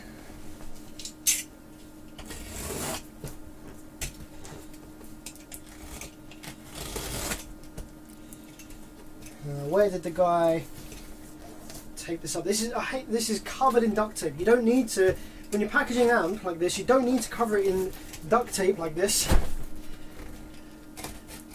Packing tape is fine. You don't need to make it ultra difficult for me to get up.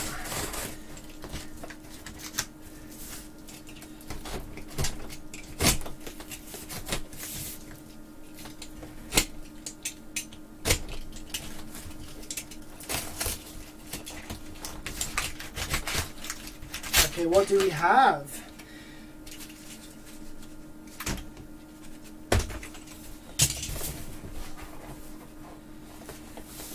We have a Korean 4.5k.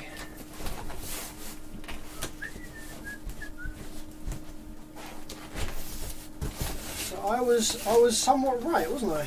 There we go.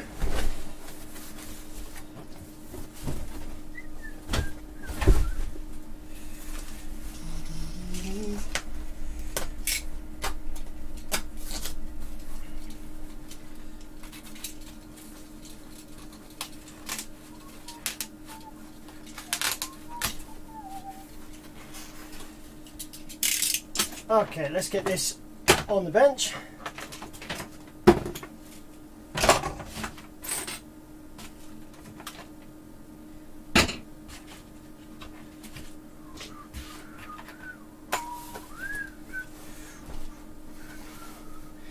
So this right here is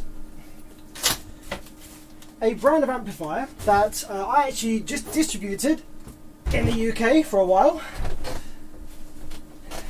Brought these over from Korea with a business partner in Sweden. And yeah, these were pretty cool amplifiers. These LW Audio, and these are the same circuit design. You might have seen some amplifiers going by the name of Ampere Audio, and also SFD, I think it is, or SFD Audio perhaps uses the same circuit. These are super bulletproof, bomb-proof, reliable Korean half bridges, and these are really actually decent circuit design. These are one of my preferred half bridge circuit designs. They use more modern, powerful power supply FETs. They use buffered output drivers, low switching frequency, nice big heatsink. Oh wow! However, they do be suffering from the case of the stanky caps, which we didn't know at the time, obviously, but these amplifiers have all very recently started coming back after about 4 to 5 years with blown rail caps, which is very uncommon. It's not particularly common to have that. Have rail caps actually fail. Usually rail caps are the last thing that will fail in an amplifier. You know, you get an amplifier and it's going to be MOSFETs, drivers, resistors, diodes, inductors, vibration damage. Rail caps, never usually an issue. But in these ones, these caps are just really shit, and we didn't really know it at the time. I'm not a cap connoisseur. Like, yeah, I'm like, I can repair amplifiers and stuff, but I don't know all of the different capacitor brands and which ones are super good and which ones are super not. So especially back five, six, maybe it was even longer actually. Fuck, maybe it was like, Jesus, maybe it was like fucking 7 years. It was, oh my god, it's much longer than I thought. Long time ago that I brought these over to the UK. I didn't know that these caps were not the best, and I guess neither did anyone really. But yeah, they've all started to fail after maybe, I don't know, 5 years of service, let's say.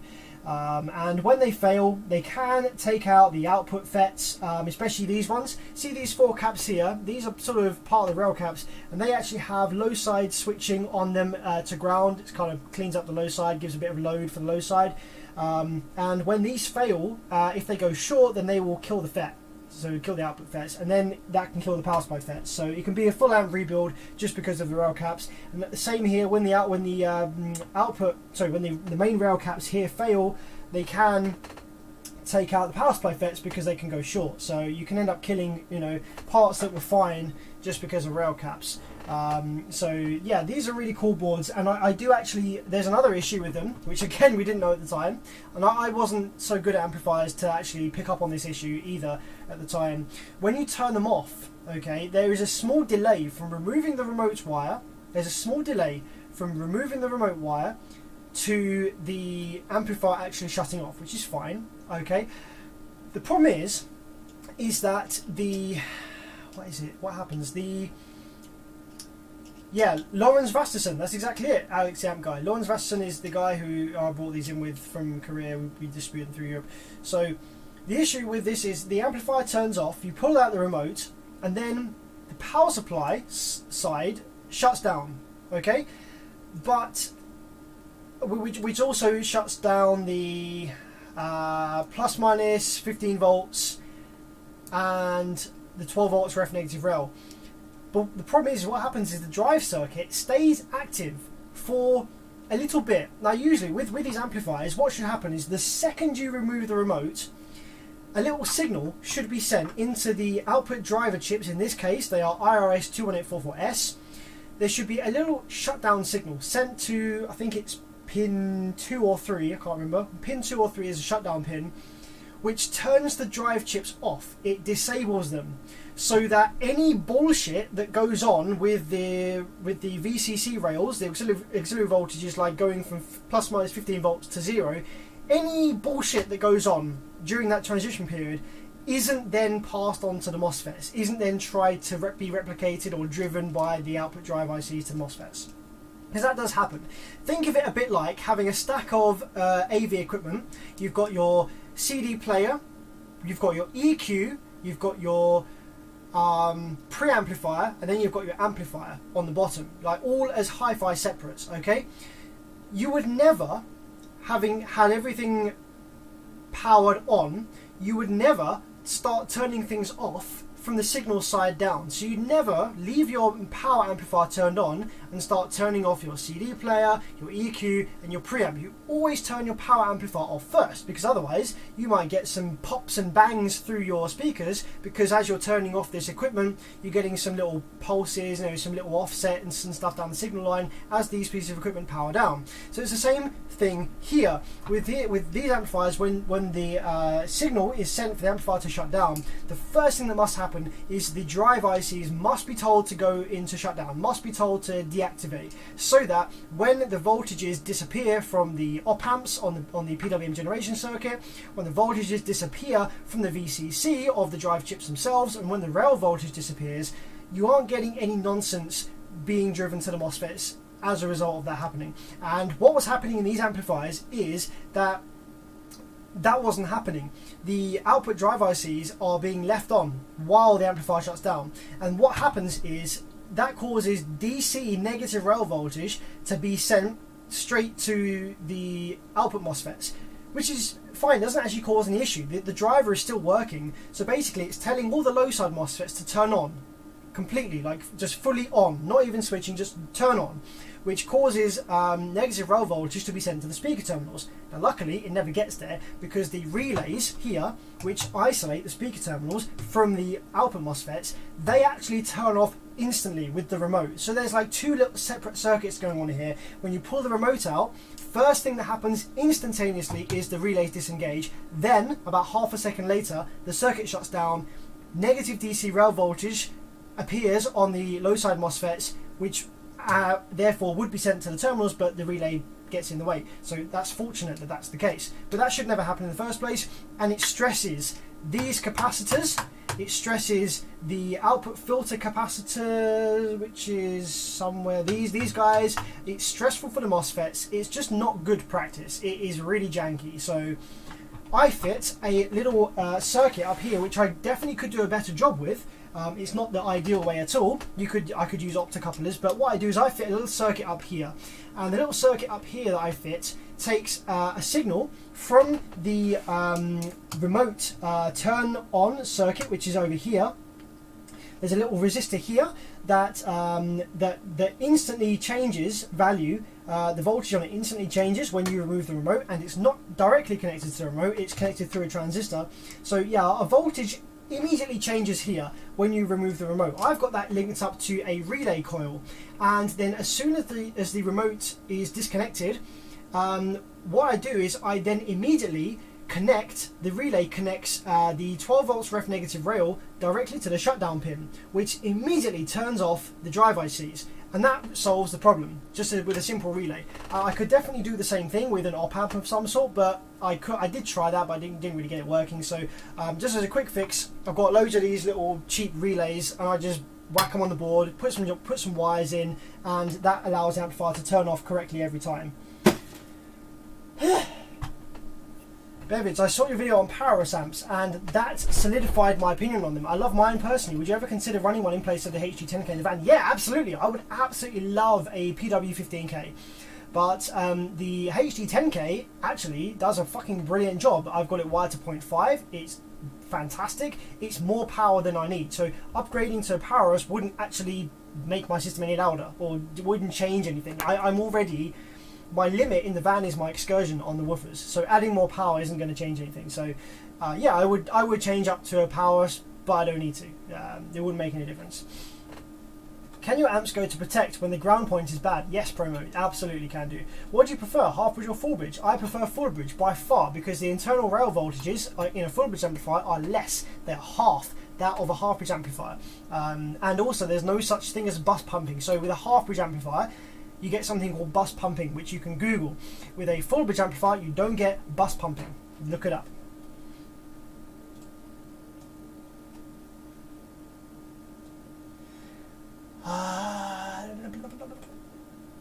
Yeah, they are cracking down on modifications, vehicle modification. The future's going to be shit, guys. The future's going to be fucking shit, man.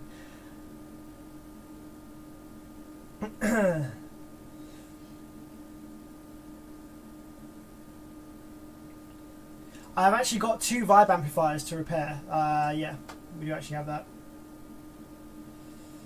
I find that in most half bridge amps have way more dynamic power than full bridge amps, which results in the lower bass notes output to be reproduced more accurately on demand. Actually, it's not the lower bass notes that the dynamic power helps with, it's the transients, so the kick basses. It's the bass that goes, so obviously you've got your sine wave, your long sine wave, but your impulse, your those ones, the initial impulse of the bass wave, and also frequencies that have less impedance rise, generally being higher frequencies, they are helped by the increase in dynamic power. And the reason that half bridge amplifiers have greater dynamic power is not because they're half bridge, and not because full bridge amplifiers are full bridge is why they lack dynamic power. It's simply because the half bridge amplifiers just tend to have more rail caps.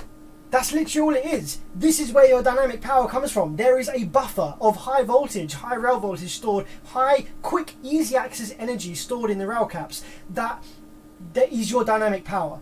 In the Brazilian circuits, now I'm not saying full bridge because there are full bridge amplifiers that have brilliant dynamic power. Let's take the JBL GTO 14001 for example. Has superb dynamic power. It's a full bridge.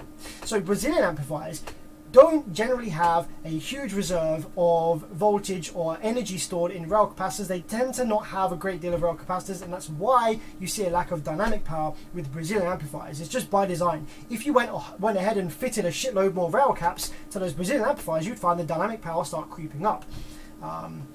So yeah, it's not because they're full bridge or half bridge, it's just because of the circuit design. It's just the way the Brazilians designed it. Holy shit, dude.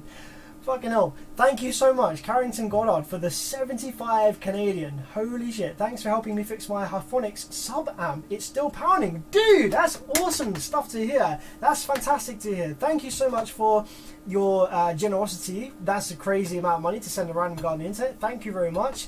And I'm glad that we was able to get you bassing again. That's what it's all about. That is what it's all about. Anyway, let's start pulling this amplifier apart while we're chatting, because we need to access the rail caps, of course, don't we? Actually, you know what? Is this even going to be interesting? Guys, I'm tempted to go grab a different one. This is a cool amplifier, but I know, because I remember speaking to the customer, the amplifier actually still works. So we've not got any circuit issues to diagnose. I've just got to replace a bunch of caps. That's boring, isn't it? So I'll do that one later. Let's go and get a Class AB. I think I've got a couple more boards downstairs to bring up.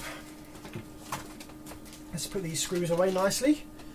Yeah, I'm going to go get something that's actually kind of interesting to diagnose on stream. What are we? We're 1 hour 45 into the stream already, and yeah, not really worth repairing anything just yet. That's going to be a nice easy rail caps replacement on that one. Do you know how to repair audio mixers? Like, I've never repaired one, but I am a pretty good problem solver, so I could probably figure it out. So maybe? Have you ever failed at finding a fault in the last year of fixing? Yes, absolutely. Actually, no, let me try to think. Yes, no. Yes. There's 2 that come to mind. Both of them actually the same amplifier. Alpine PDX 4-channel. I've got a couple of Alpine PDX 4 channels, and one of them, you power it up and you get a negative DC rail voltage on all 4 channels when you power it up. No dead FETs, no dead outputs, no dead drivers, not missing any VCC voltages. And the thing is with Alpine circuits is they are all designed bespoke in-house, and they are very complicated. They're nothing like your generic amplifier circuit designs. And I've been through that board, I don't know how many hours I spent on it, and I cannot find the fucking problem with it. I have no idea why. It has DC rail voltage on all 4 channels, and I can't get it to go away. A lot of stuff on it doesn't make sense, like I'll remove part of the rail voltage and it will still be there, even though like it was driving me nuts. I spent way too much time on it, but I do still have it here. Like I don't give up very easily, so it's the sort of thing I'll probably come back to at some point. And the other Alpine, which was actually the same model amplifier, I gave up on it because it had so much water damage. the amplifier was flooded, and because these Alpine amplifiers, they are very complicated, and I think the PCB is triple layer, and you've got lots of tiny vias and tiny traces all going from the top of the bottom to the board and in through the PCB. And I started reflowing and I started repairing corroded traces. There were so many traces that you couldn't even see with the naked eye that were corroded and that were broken, but as soon as you got the microscope out, you could see that there was a break in the trace. There were so many traces like that. I probably spent like 5 hours just repairing and reflowing everything the best I could, and I was getting there with it. I was starting to make progress, but I think there's damage inside in the middle layers of the PCB that I can't get to, so I gave up on that one. There's been a few JL audios that I've given up on as well, similarly with water damage, that are just too far gone. Yeah, generally the ones that I'll give up on, which is quite rare, but if I do give up on them, they'll generally either be Alpine, JBL, Audison. There's one Audison that I can't get parts for. So, do car amps ever rate their power in bogus peak figure rather than RMS like PA amps do? Oh yes, it happens far more often in car audio than it does in PA. I'm sure it does happen in PA, as you are aware, as you've just made yourself aware, but yes, in car audio it is much of a bigger thing. Hector says, I was asking because I have this Radio Shack thing, and the left channel is dead and the right channel makes a weird crackling sound. It's probably going to be just dead, like dirty contacts in, like if it's a mixer, you got a lot of sliders, potentiometers, switches. It's probably just going to be that. Like in a mixer, it's all super low voltage, pre-amplifier stuff, op amps. It's probably just going to be a physical connection problem, dry solder, cold solder joint, dirty contacts. Right, let me go and grab something else then. Let's try amp number 4.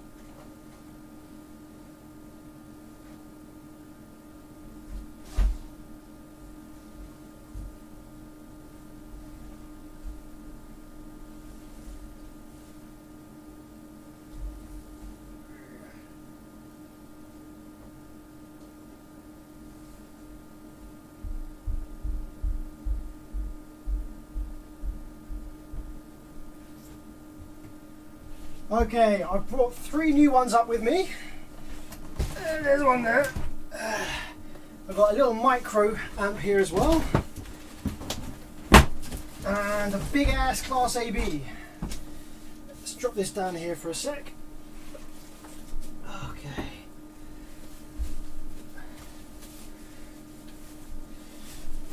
Okay, so now these ones have come from a UK dealer of audio, so these are UK brands, but you might have similar in other countries. So this right here is a tiny little micro amplifier. These are actually pretty cool.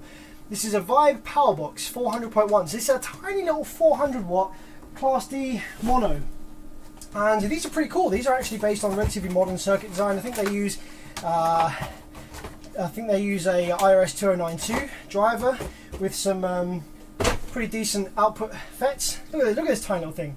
400 watts RMS. I think into, is it 2 ohms or 1 ohm? Can't remember. Let's have a look inside this then. Take a peek inside here, see what's up. I think this one definitely doesn't work because it's one of the shop owners that sent this to me, and I think they know what they're doing, somewhat, at least. When was the last time you got zapped from rail? So I haven't been zapped from a car amplifier in a long time. The last time I got zapped from rail, I was leaning on, had my oscilloscope probe, like reading something, and I was leaning on part of the amplifier. My wrist touched the negative rail shunt resistor, and I had my other hand like leaning on the amp chassis, and that was a bit of a bloop. But the most recent shock that I got was actually a mains power shock. Fortunately, it was just through my finger. So in the UK here we have 240 volts AC mains. Now AC isn't as dangerous as DC. DC would have been a bit more of a problem, but the worst thing is to get a shock, get current passing through your chest. So if you're holding on to something electrified with one hand and you're grounded on the other hand, you've got current going through your chest, through your heart. That's really bad news. Now fortunately I just had 240 volts AC. I had live here and ground here, so it was like literally just there. So I just touched ground and live, and I was like, yeah, fuck. Like, yeah, it was just a weird vibrating sensation, like, Jesus. I was actually repairing some hair straighteners. I was repairing a bad broken connection on the mains input to some hair straighteners for a friend, and I took it apart without fucking unplugging it and without turning the mains off. So yeah, I got a cheeky 240 zap on the finger, but it's quite rare that I get a shock, to be honest. Yo, CJ, how's it going, my man? Good to see you on the stream. Those micros are perfect for motorcycles. Yeah, I can imagine they would be, actually. Be pretty dope for motorbikes.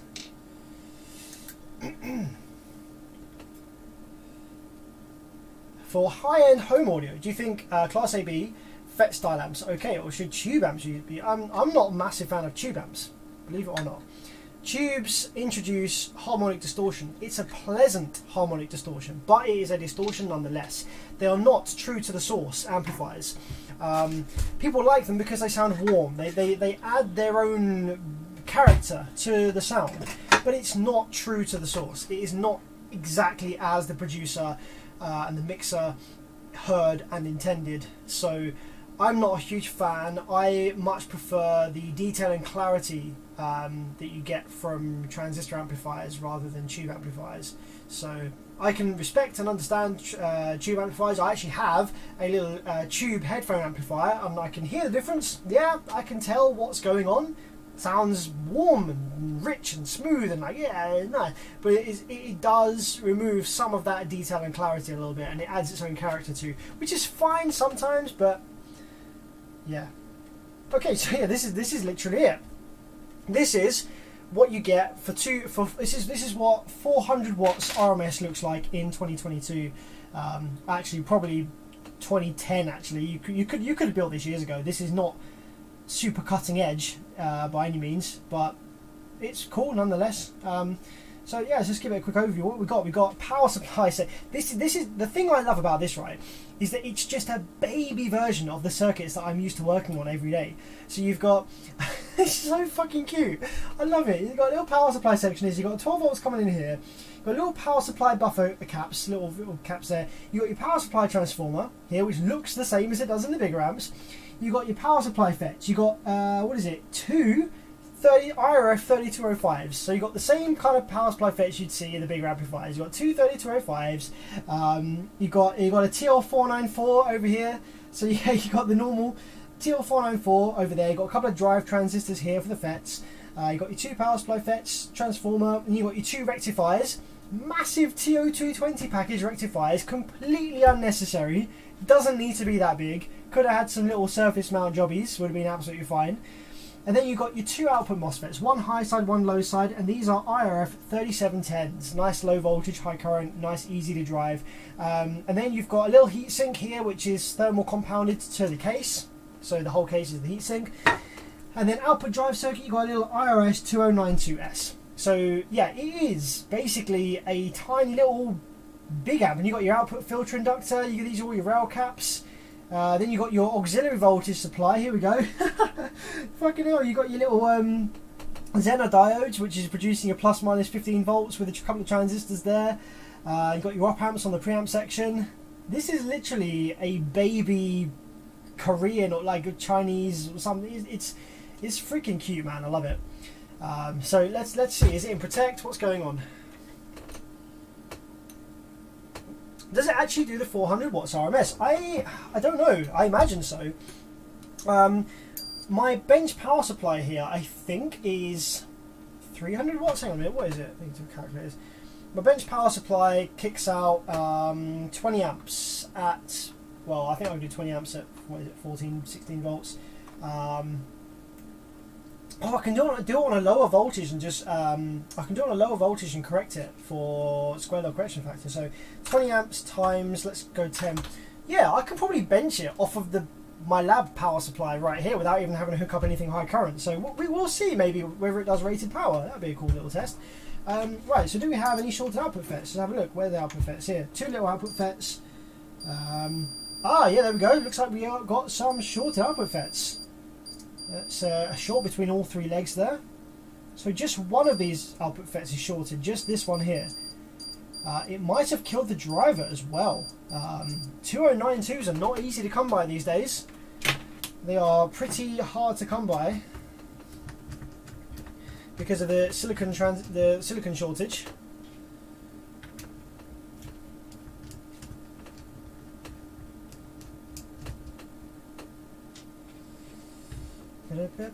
Okay, so looks like, see, this is a pain in the ass. So guys, look at this, right? I need to take out these output FETs. They're screwed in to the heatsink, but I can't get my screwdriver in there because the caps are in the way. So either we've got to remove the caps to get there, or we've got to remove the whole assembly. So I think it's going to be easier just to remove the whole assembly. So we're going to remove the whole little heatsink assembly here. Power supply FETs, rectifiers and output FETs. Yeah, let's just remove all those. I don't think the power supply FETs are dead. I think they're probably fine. Oh shit, they are! Wait, no. Is that output? No, that is power supply, I think. Yeah, it's a full rebuild! So we've got to remove them anyway. So yeah, it makes sense obviously to go ahead and remove the whole lot. So yeah, let's go ahead and get the soldering iron turned on. I'm actually going to preheat this board a little bit. Now, because we've got this heatsink here, these FETs are clamped to the heatsink, so we might actually have a hard time actually getting enough heat into these solder pads here to actually suck the solder out. So I'm going to preheat it a little bit, just to take the edge off the heat.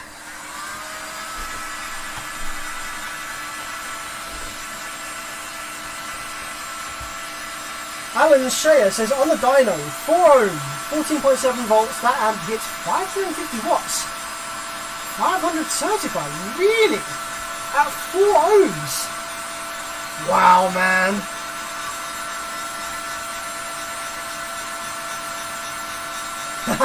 Yeah, Reese knows. Reese was one step ahead. This is definitely not going to be easy for these solar.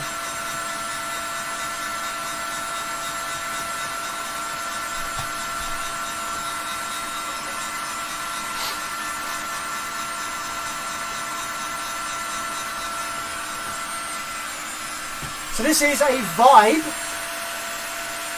This mirror, sorry, hang on. It's a Vibe 400.1, literally just Vibe 400.1.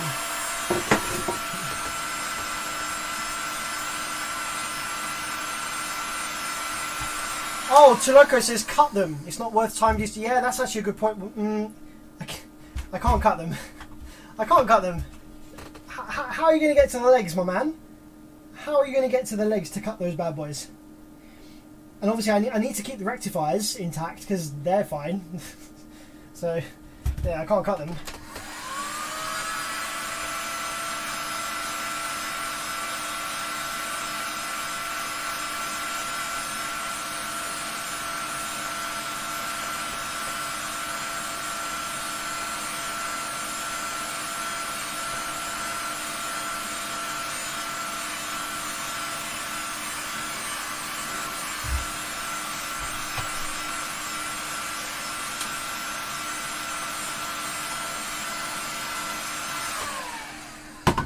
Like, I'm not a big fan of Vibe, but I'm not even mad at this. This really is the cuteness factor for me. It's a really cool little thing. Like, Vibe didn't design this, so, like, no credit to Vibe, but it's a cute little thing. Vibe doesn't design anything, really. No, they don't design anything at all. But this is giving me the cuteness vibes, you know.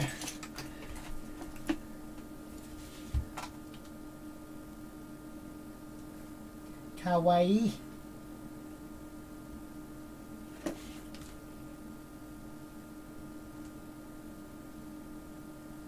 It's like small subs. Like I have a soft spot for small subs. There's something about them. Like a tiny little sub, but it's like really beefy. It's just cool. There's something cool about it, you know.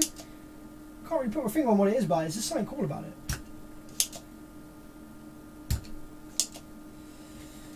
Oh man, this is gonna be painful.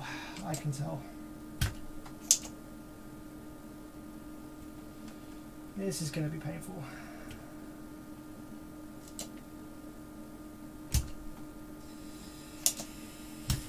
Okay. It's just this ground tray. I actually managed to get the drain pin desoldered. It's just this source pin here.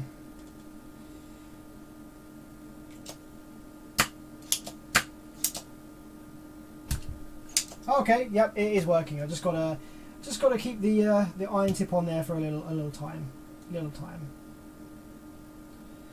Just hold that on there for a bit. What are your thoughts on a Vibe Reaper? Not a fan. Well, they're big and beefy, but they are not the most reliable things, and when they die, they are bloody expensive to repair. Like, from a customer's point of view, it's much more sensible just to buy a Paris or a Taramps Smart. Because you're going to get the same power at the end of the day, but when it comes to repairing it, it's going to cost you far less. There we go. Yeah, that's working. I just got to keep my soldering iron on there just for like 20-30 seconds or so before I do a suck.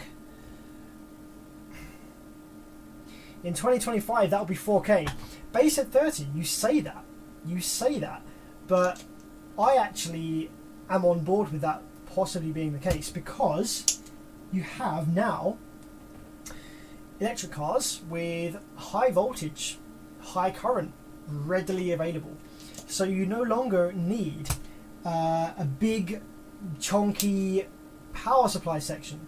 Like 2/3 of car amplifiers are just turning 12 volts into high voltage. If you didn't need that, you would get amplifiers that are 1/3 or even 1/4 of the size that they are now, whilst being the same power. So 2025 maybe is a bit of a stretch, but definitely in the not too distant future, if some amplifiers are released that can be hooked up to the vehicle's main high voltage rail, you know, high voltage supply for the motors, you would need just tiny thin little power wires, none of this zero gauge. You would need speaker wire, that's all you need, and you could pull like 10k from an amplifier like this big. You make it full bridge, you take the rails directly from the batteries, switch them up, Class D mode, easy, done, boom, 10k right there with some thin ass wires. And now, whether that will actually happen or not, because of the inability to easily access the high voltage supply in these vehicles, I don't know. Like, you got to think about it. Obviously, this is lethal stuff. This is incredibly high voltage DC and high current. So that shit is not just going to be under the hood, under the, you know what I'm saying? It's not just going to be readily available for you to just like whack a wire onto. It's going to be embedded deep in the chassis, under trim. It's going to be a bit more involved to get to. And you don't want to go messing around. Like, you want to get the amplifier installed by a professional. You don't want to be installing 400 volt DC amplifiers, you know, on your driveway at home with my man, Dwayne. You know, that's not what you want to be doing. Because, you know, bass is good and all that, but it's not worth risking your life over. You don't want to fucking kill yourself hooking up your 10K in your EV. So, it's definitely coming. Whether or not it will be there in a big way or not, I don't know. But I personally think that 12 volt amplifiers are going to be pointless and they're going to be on their way out, because why the fuck would you start off with 400 volts DC, then convert it down to 12 volts with like a converter, and then convert it back up to like 200 volts DC again inside the amplifier? Why would you do that? Why would you change 400 volts DC into 12 volts DC back into 200 volts DC? It's just so inefficient and such a waste and stupid. You might as well just go straight from 400 volts. If you don't want 10K, fine, step it down. You know, have a step down converter, much more efficient. But you want to use as much of that power that's available straight from the batteries as you can.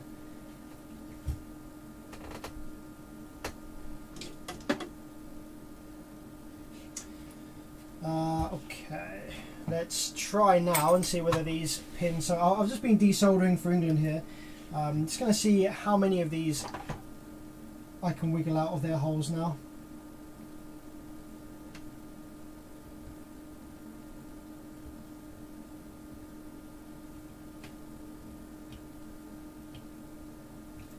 Okay, then power supply ones are good. Rectifiers almost there.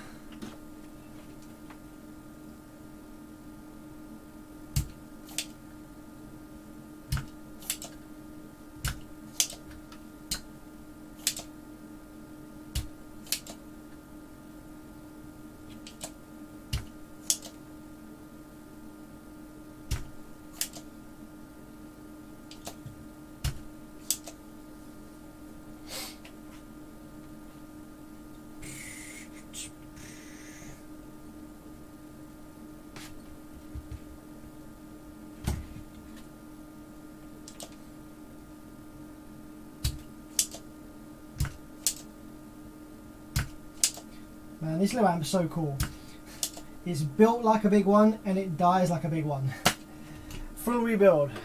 Hopefully the driver's okay, because you can't really get IRS 2092s at the moment. They're very hard to get hold of, so hopefully the driver is okay. I hope the driver is okay.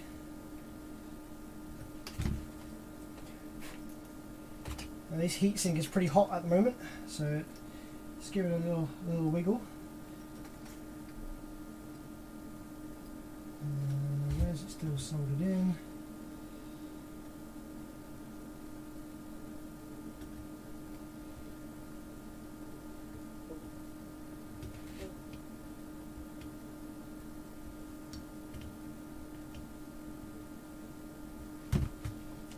Drain leg is still soldered slightly.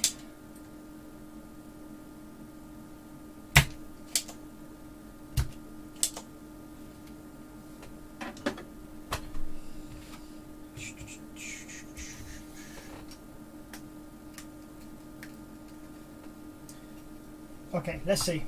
What do we have left to do? So if we wiggle this, we can see some pins are wiggling. Gate pin on number 1 is not yet desoldered correctly.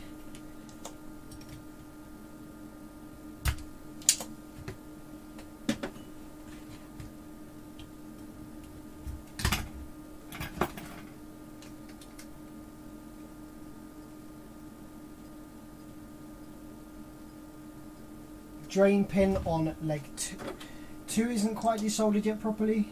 Almost there.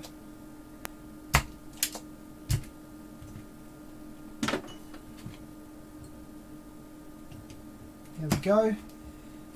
that now is. Let's check number 3. Pin 3 isn't quite desoldered.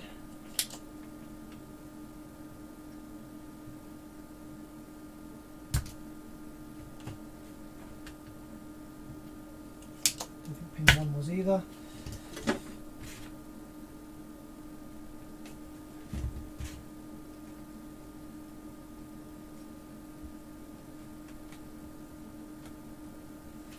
There we go, that's that one done, and that one is all good to go, I think.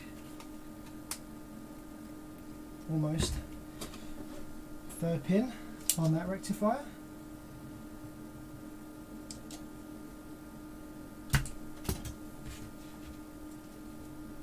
Okay, and now it's just the output FETs, and the output FETs are proving a little bit of a pain in the ass to desolder, so I'm probably just going to melt, because it's only 2 FETs left, so I'm just going to melt the solder and just pull at the heatsink, and it should come out.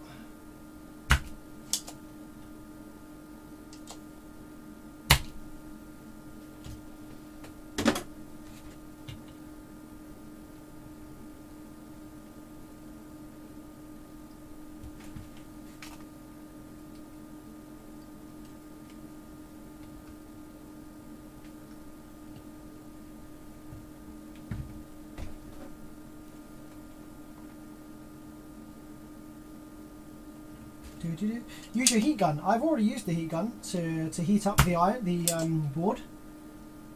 The heat gun, the small one, won't be enough to desolder these.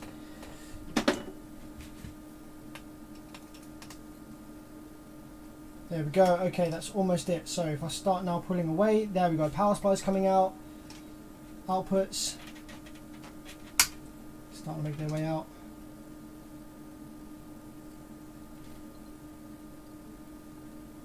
Got one more pin there just soldered. One more pin there just soldered on the output. There we go. There we go. That's now proper nice and loose, that is. There we go. It's going to come out just fine now. That didn't take too long. And not a single pulled via. Not a single pulled via, not a single pulled trace. Look at that. Clean as a motherfucker. So now we can go ahead and unscrew all these. Now this is still very hot, so it's still hot. That means there's a student out of bed.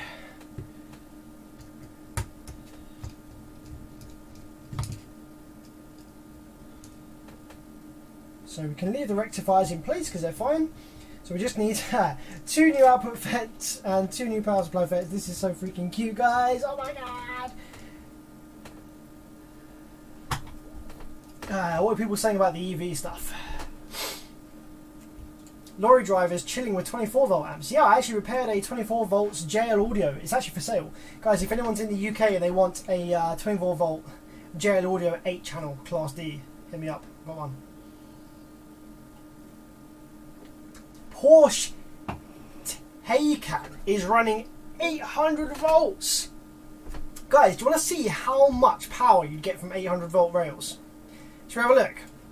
How much power would you get from 800 volt rails? Let's have a look, shall we? Let me just quickly bring up some calcs. What do I need? I need that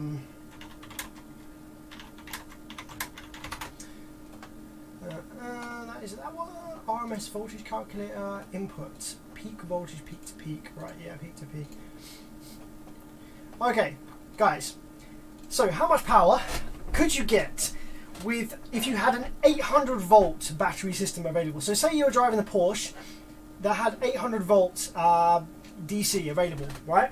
And say you were to build an amplifier that could take that 800 volts input. How much power into 1 ohm could you make? So, assuming that we have no rail voltage drop, which we're not going to have because fucking batteries, right? So what we're going to do is we're going to take so the peak to peak voltage of the sine wave is going to be the limit. Okay, so this is when clipping is going to happen. So we've got 800 volts DC, so peak to peak is going to be 800 volts because the sine wave is going to start at 0 volts and it's going to rise up to 800 volts, back down to 0 again, and it's going to oscillate around a midpoint being 400 volts, which the amplifier is going to generate, like the full bridge Brazilians do. So from 800 volts peak to peak, which is this here, see this? Negative peak to positive peak, that's 800 volts of potential difference. We can calculate an RMS voltage of 282.84 volts. That is going to be our RMS volts, RMS sine wave to the subwoofer. Okay, assuming that there's no losses along the way, which there'll be a little bit, but not much. So if we plug that into a 1 ohm load right here, okay, are you ready for this? 80,000 watts, my friends. Now that is based on the amplifier being a half bridge. Okay, that is assuming that the amplifier is a half bridge amplifier. Okay, what if that was a full bridge amplifier? What if that was a full bridge amplifier? If that was a full bridge amplifier, okay, then you double this because you have one of these on each side, on each speaker terminal, on the plus and the negative. So you double this. I can probably do that in my head, but I can't be asked. Times 2, 565, which is just going to give us double the power anyway, but I just want to see it on here. 565, 1 ohm. Yeah, that's going to give you, wait, that's, oh shit, I tapped the wrong button. For 1 ohm. That's going to give you 319,000 watts RMS from your 800 volt rails in full bridge topology, which is fucking ridiculous. If you were to make that amplifier be a 0.5 ohm stable amplifier, if you were to run up enough parallel MOSFETs, then you could extract 638 watts. 1,000 watts, sorry, 638,000 watts from that amplifier with 800 volt rails.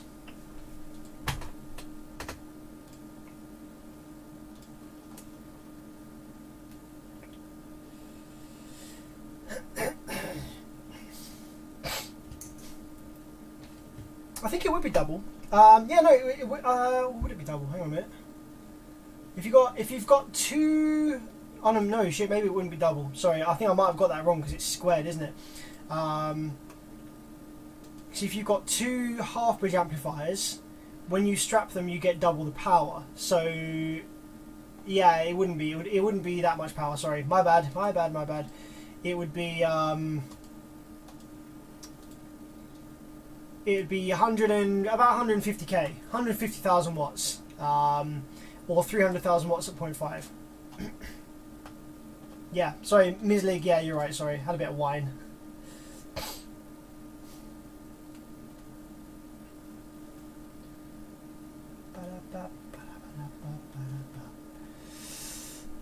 So let's pull these off. 3205, bye bye.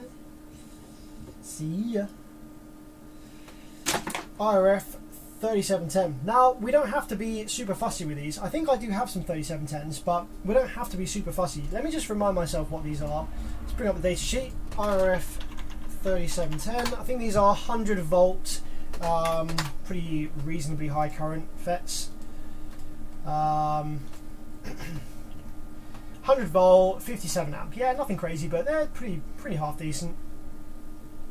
So yeah, I think I've got some spares of those. Double voltage means double amps equals quad power. Yeah, Frank, you're right. My bad, sorry. I was thinking too quickly.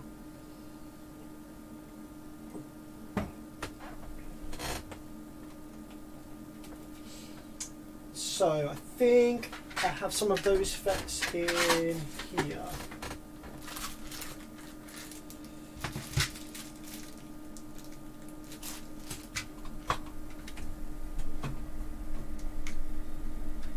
$3710. I've got some 3710Zs, which are smaller die for faster switching.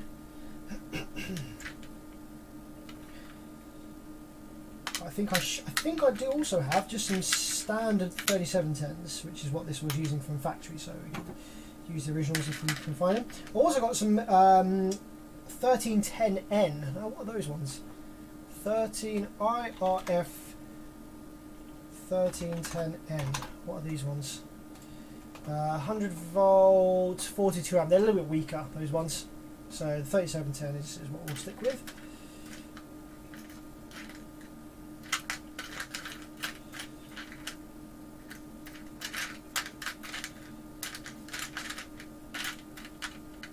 There we go. There's a standard 3710. There's another standard 3710. So yeah, we will use the standard 3710s rather than the Z or the Z. And then I just need some 3205s, which I have in here.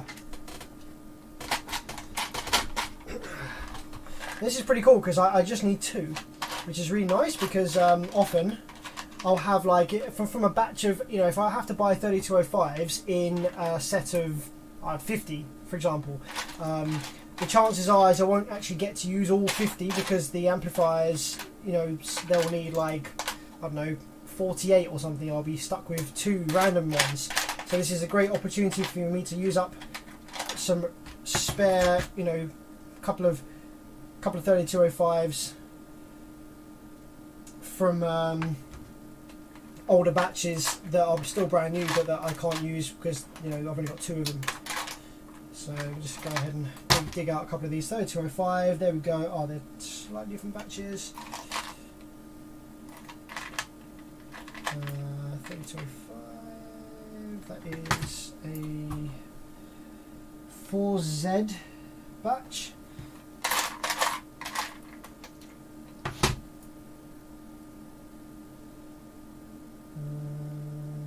There we go. I think they're both the same batch. Yeah. Okay. I'll use those two. Let's just check the CG and VT on these.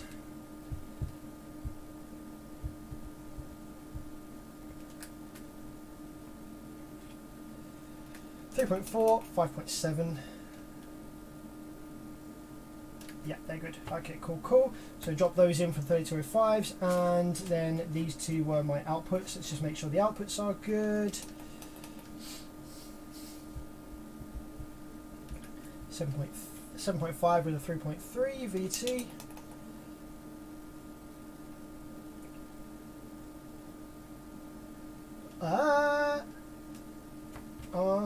3.6.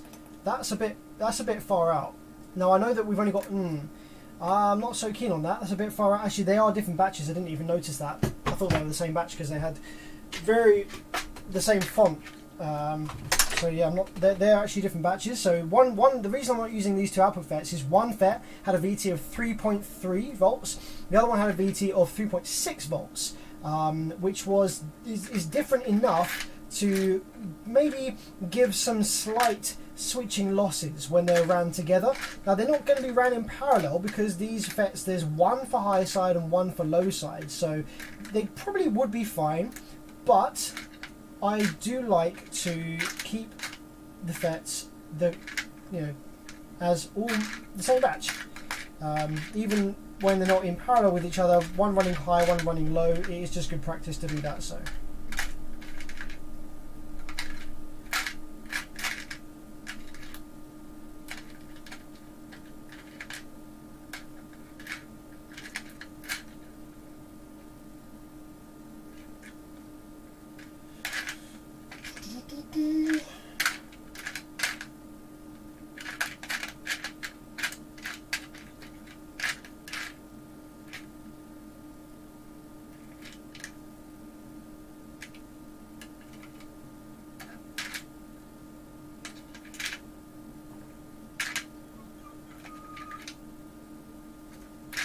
got lots of IRFB 4115s from Brazilian amplifiers,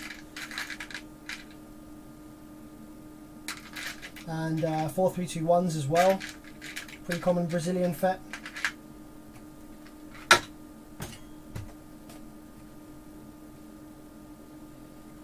What's that? Let's say 3710Z with a U batch. We've got a W batch. Got an LH.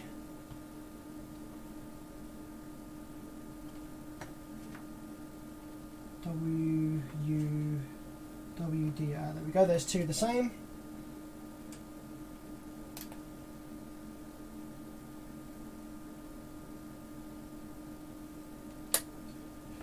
.4. Ah, Mike, got a hold of Perry, got a working flash I can interact with now, waiting on Perry. Oh, great, how did you manage that? 3.3 and a 3.4, I think that is. It's probably going to be fine.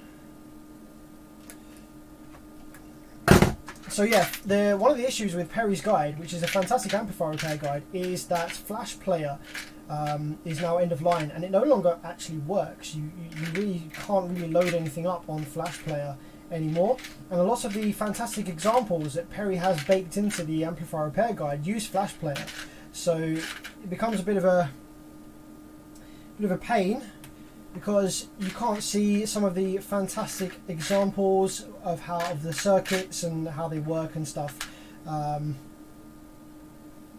because Flash Player no longer works.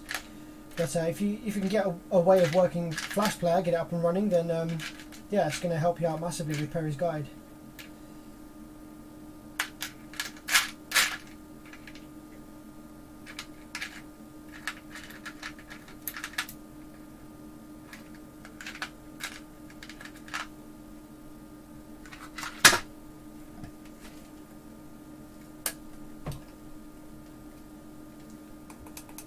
Is rail voltage normal on one side of optocoupler in class D? Yes, absolutely, my friend.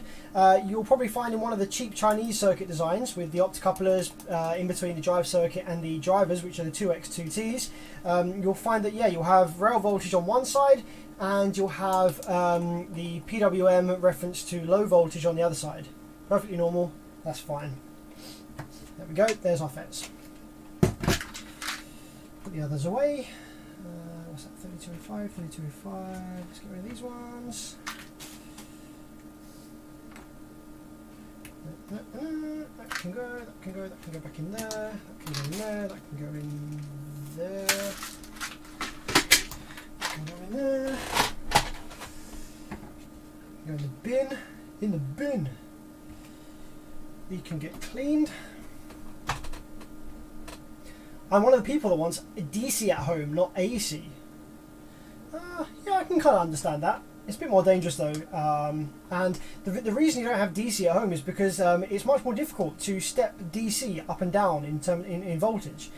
So for transferring the power across large distances, across the country, to your house, across cities and stuff like that, you want as high a voltage as possible because there's minimal losses transmitting high voltage compared to low voltage, high current. So AC is really easy to switch between voltages. You just have a freaking transformer, nice and easy, done. But with DC, yeah, it's a little bit more involved. So that's why we have AC power, because it's super easy to step up and step down along the way. So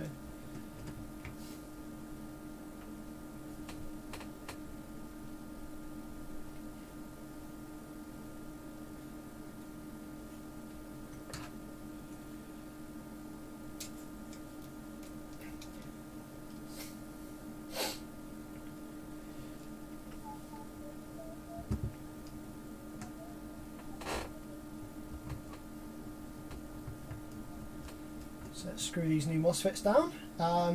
No, we don't know if the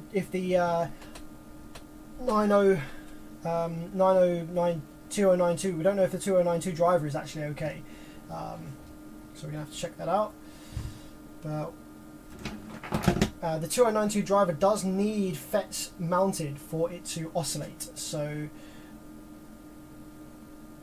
it's cool to mount some FETs in place just now.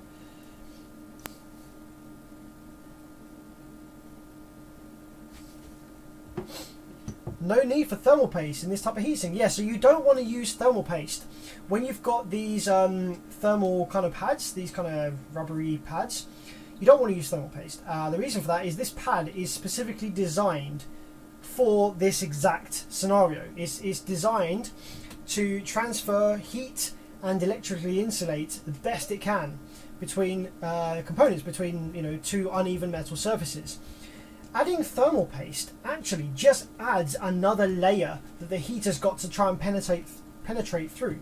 So adding thermal paste to this setup would actually reduce its performance, because the pad here is designed in a way to do that job already the best. It fills in the gaps where, when you screw it down and you compress the metal against the pad is actually not dead flat. It's actually made up of like little bumps, and they all sort of squish down and they compress and fill in any like gaps and bumps and stuff in the metal.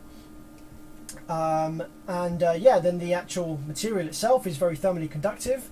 So yeah, if you add thermal paste, it actually worsens the thermal transfer from component to heatsink.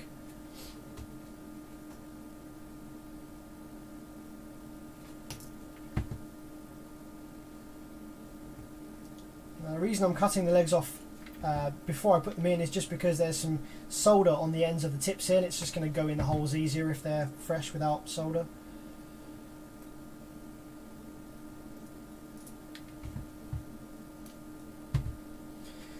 So before we go ahead and put all this module back in the board, I'm just going to go ahead and take some multimeter readings on the output section between the output FET pads, just to see what the condition is of the driver, just to get a sort of idea as to what we're working with on the 2092 driver that sits on this driver card. Let's just clean up some of this paste here. And we've got a solder bridge there I just need to get rid of.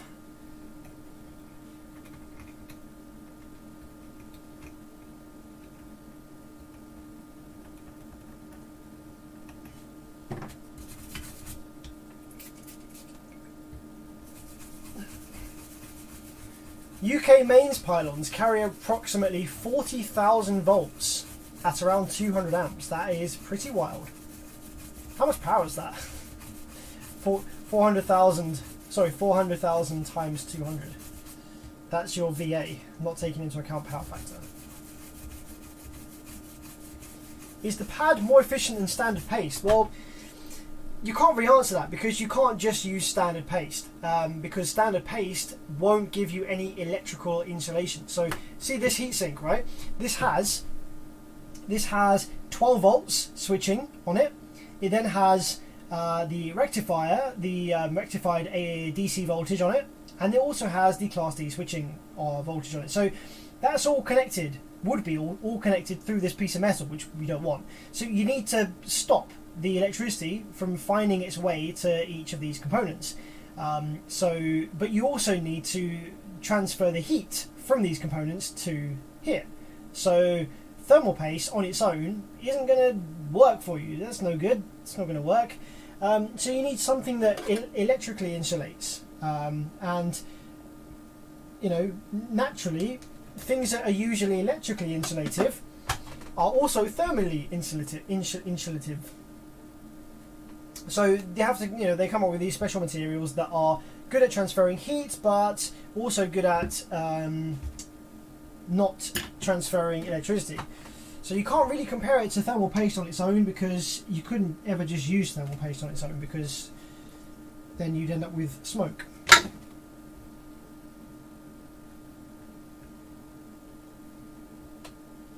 There we go, that's that solder bridge out of the way. Right, so let's go ahead and take some multimeter readings of the outputs here, just to see whether we have what I would call normal looking values on the output driver here. I don't know if it's buffered actually. I don't think it's buffered. I think the chip drives these directly. So we've got 574 one-way round, and this was on the dead FET, and 1669. That's, to be honest, what I would expect to see. If I saw like 200, then I'd be a bit concerned. That's actually looking promising. And then this side we have 566. No shorts in on those. Yeah, that's actually pretty promising. I suspect that the driver has survived. Let's just check a couple of components on the driver card, like that big diode there. That can sometimes fail. Okay, that's good. Not getting any reading that way. Don't actually know if my 451, that's good. Yeah, you know, I think that's fine. I imagine the driver is probably okay. We might even have some buffers here. I don't know if these are buffers or not. Let's have a look. What we got? Transistor. This would be the gate. One with the gate resistor. Gate resistor is hang on. Might have a dead gate resistor. No, maybe not.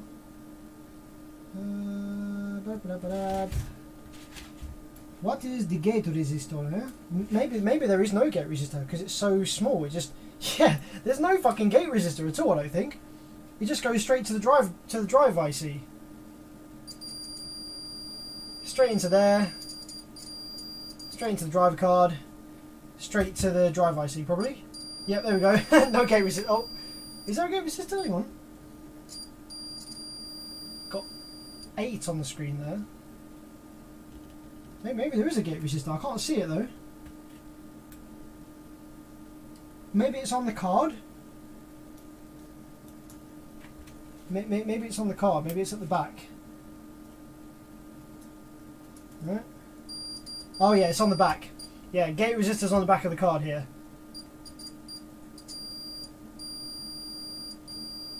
Yeah, there we go. There's the gate resistor. It's on the back of the card.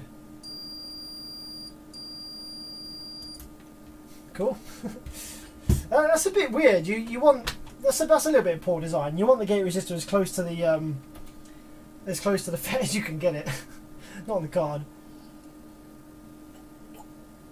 So basically, put it back together the way you took it apart. Yeah, well, fingers crossed. That should be the case. It should be a fix. So all we've got to do is put all that back in there like this. Slap all those in there. Get all those legs lined up. I need to slightly shift the position of this power supply FET here. Oh, let's see the output one. Oh, hang on a minute. I might have put them in the wrong place. Hang on. Shit. I'll put them backwards. I'll put the power supply FETs on the wrong side. Whoops. That's not going to work, is it? I was obviously looking at it upside down when I was fitting these. Sorry, guys. Put 3205s on the output side and the 3710s on the power supply side. I mean, technically that might actually, it might have still worked because I don't know what the rail voltage is here, but the 3205s, they are, I think they're 55 volt parts. So what are the rail caps actually? The rail caps are, do you know what's funny? That would have actually worked. It would have worked because the rail caps here are 50 volt caps, right? So the rails aren't greater than 50 volts. Our 3205s are 55 volt parts. And the 3710s are obviously 100 volt parts, which would be they'd work fine in the power supply. So that would actually have worked absolutely fine. Time for a new battery for your multimeter. Yep, I see that. I clocked that. It's on its way out.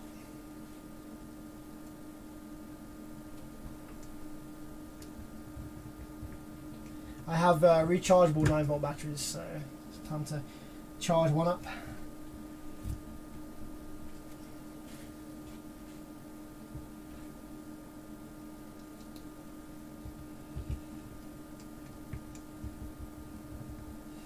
Okay, so what we'll do is we'll get this back together, and then I think what we'll do is we'll look at one more that I've got here, and then call it a night. I've got a couple of ones just sitting down here by the side. I've got an Edge. It's like a Chinese copy of a Brazilian amplifier. It's like a full bridge. I think it's a 3K. So we can either look next, once this is back together, guys, let me know what you want to look at. We can either look at a full bridge Chinese copy of a Brazilian 3K, or we can look at a big ass Class AB piece of junk, actually, not a very good amplifier. It's a Vibe C-Ven, if anyone like cares or knows about Vibe or whatever. It's supposed to be their premium line, like sound quality, powerful Class AB, but it's just a piece of junk. But that's probably going to have some more in-depth faults, and it's going to take a longer time to dismantle and repair. So if I do the Class AB big chonky thing, I won't be finishing that on stream tonight. Oh, there we go. That went back in perfectly. Look at that. Absolutely beautiful, mate. That is so satisfying. Look, guys, how satisfying is that? I don't know what it is. It's just something about it. Like, this goes in there, and it goes in like that. Oh, look at it. Oh, it's so good. Oh, yeah, fuck. Oh.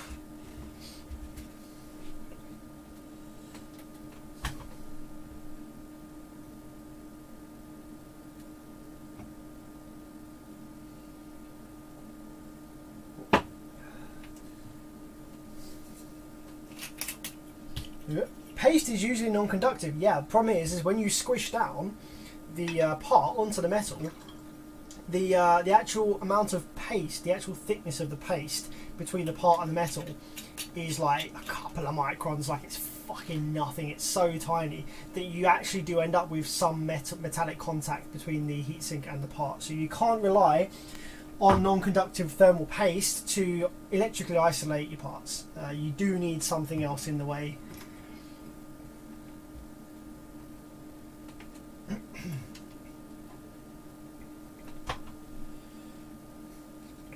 Is there a place you can get complete generic Class D boards complete? Yes. You can go on eBay, and you can go on AliExpress, and you can go on Parts Express, and probably a bunch of other places. Amazon, probably. Yeah, you can get generic Class D boards all over the place. Do the Class AB. We see a lot of Class D repairs. Yeah, that's because they go wrong more. Yeah, I can take a look at the Class AB.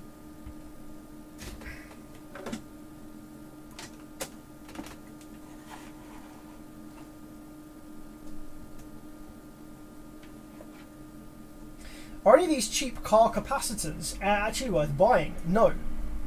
Definitely don't buy any of those capacitors. You don't need a capacitor for your car audio system. If you are dropping volts, then you need to increase your electrical system properly with, with a better alternator, battery, etc. Batteries don't actually help generate power; they just store it, but they're pretty good at doing that. Even super capacitors, right? Of all the people in the UK that I have actually come across that have installed a couple of banks of super caps to their car audio system, it has made absolutely fuck all difference. I actually have 2 banks of Maxwell super capacitors here, and they make absolutely no difference. You might get a tiny bit more transient dynamic power. You get a bit more dynamic power, for kick basses, kick drums, stuff like that, but it won't actually make your system any louder, and it won't stop your voltage dropping any more than it already does. It will smooth out impulse drop. So, on the kick drums, if your voltage is dropping like sharply on the kick drums and like quick impulses, then it will help smooth that out a little bit. But it won't make your voltage any more stable during demos and stuff like that. It might gain you a couple of tenths of a dB on the meter, for burps, perhaps, if you're dropping some volts on the burp. But yeah, not really going to do much for you. You're much better off spending the money on alternator and battery rather than super caps or any kind of capacitor, really.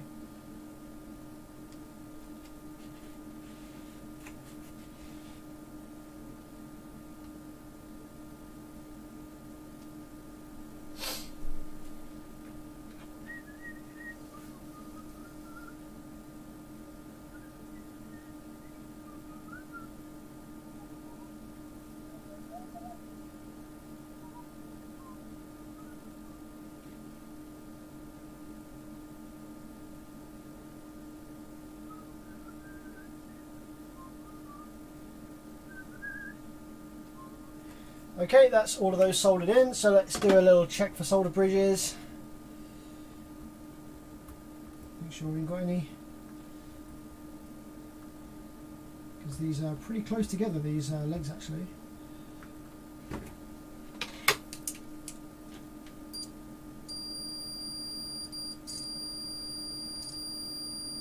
Oh, what the heck?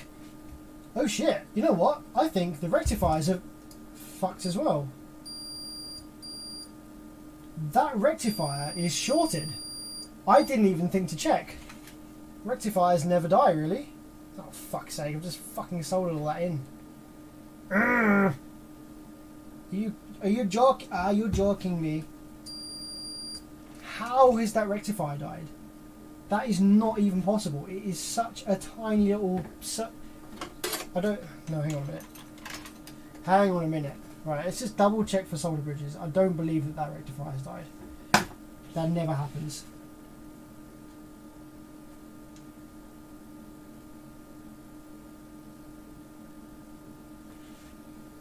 There must be a little tiny solder bridge there that I can't see. There's no chance that that rectifier has failed.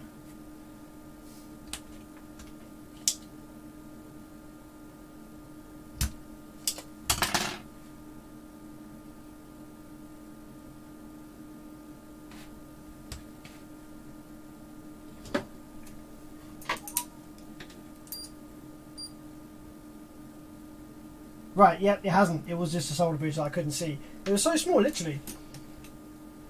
I didn't even see a solder bridge. I just kind of reflowed it, and yeah, that's fine. I knew that I wouldn't have died. Like, these rectifiers in this board are so overpowered for what this is. There was no chance in hell that they would have died.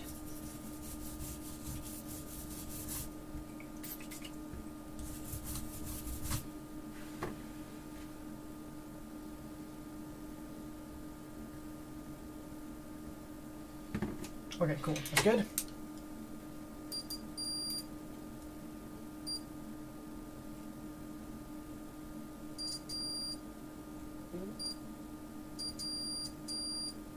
That's good. That's good. Okay, cool. We're ready to power it up. See what it does. I think it's going to go. What's it going to do, guys? Is it going to go? Ree? Is it going to go?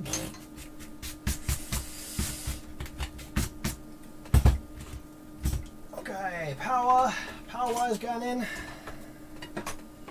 Some tiny little terminals on this. Where's my hammer?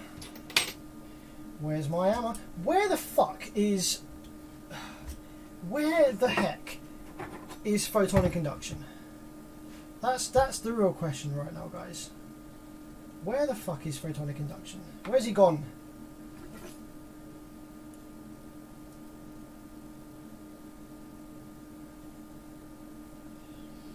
He went away, he left us for years, he's come back, and he's left us again.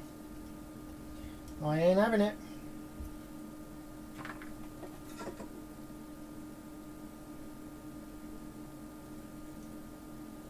Hi Sam, which amp are you working on? I am working on a Vibe Mini Block 400.1. I just made that name up, by the way. It's a Vibe 400.1 micro little tiny 400 watt mono. It's really cool, really cute. Scroll back in the stream, have a look at it.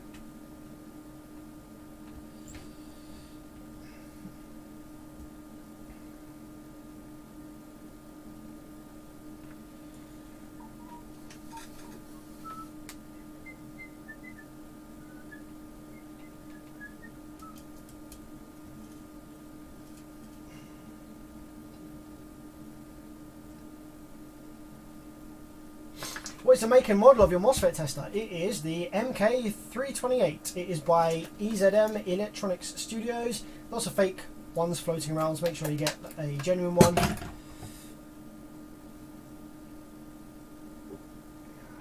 Yeah, the bullet tips on your power supply wires definitely would work a champ. Yeah, that would help me out in this small case, with this small little thing here, for sure. Okay, so let's turn the power supply on then. So yeah, we have power supply with no excessive current draw just yet. So we're going to go ahead and fire her up.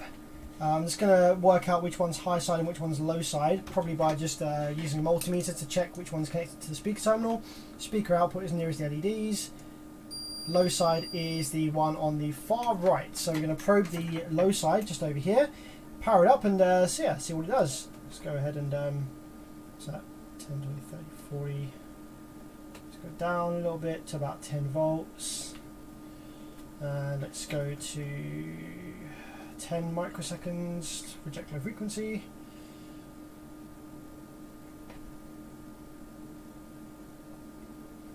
Whoa, hey! Ladies and gents, look at that. One of the most impressive things that I find about this little amplifier is the current draw at idle. Look at that. Bump it up to 12 volts. 12 volts of input. We have 0.2 amps of idle current draw. That, my friends, is some ridiculously insane low idle current draw. I know it's a small amp. Yeah, it's a baby. It is a small baby amp, but even so, that has got to be the single lowest idle current draw that I have ever seen in an amplifier. If you want to get an amplifier for a portable battery, 12 volt battery powered boombox or something, right? 400 watts is absolutely loads of power for a portable boombox subwoofer, or like this isn't full range, so yeah, it'd have to be a sub. Well, yeah, actually, they make 4-channel and 2-channel versions of these as well. So if you want something to run in a battery powered system, you want the lowest idle current draw possible. Naturally, here's your answer. Super small. So yeah, good job. There we go. All good to go. We can put that back in the heatsink now, and have a look at the Class AB. Good evening, just joining. How's it going, Leroy? Thanks for jumping on the stream. It's been a good one so far. It's been pretty entertaining. So gonna whack some new thermal paste on this bad boy before we slide her in the heatsink. Where is my thermal paste? I was using it earlier, so it's somewhere on the bench. Here we go. Here it is. Beebily-boo, beebily-boo, beebily-boo-ba-ba-da-boo. Beebily-boo-ba-ba-ba-da.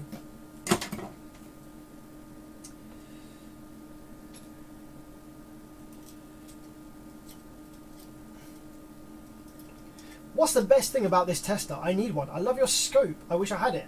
My scope is nothing special. My scope is pretty old now, and I could do with something a little better. But yeah, the best thing about the tester, well, apart from the fact that it can read MOSFET, VT, CG, and all sorts and stuff, but aside from that, well, actually, I'm going to spread this out a little bit so it doesn't all jump up. Best thing about the tester, yeah, just the flexibility of what it can read. I can read inductance. Actually, being able to read inductance is amazing. Being able to confirm that inductors are within tolerance on the board has saved my ass multiple times. Being able to read the correct orientation of dual diode rectifiers, dual rectifiers in TO220 package and TO3PN package. Just stuff like that. Being able to actually read a component and it tell me not only what it is but what its characteristics are is really awesome, and they're so cheap as well. It's a no-brainer. It's a necessary part of your equipment set. I don't care what you say about how long you've been repairing amps or circuits without needing it. For how stupidly cheap they are absolutely essential part of your of your kit that you absolutely need to have.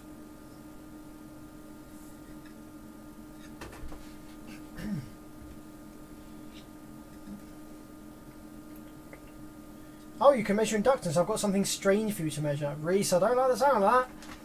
What are we going to be reading? Yeah, look, guys, let's have a look. What can you read on these testers? So if we turn her on, okay, you can read transistors, which also includes MOSFETs, IGBTs, BJTs, basically any transistor or variant of transistor.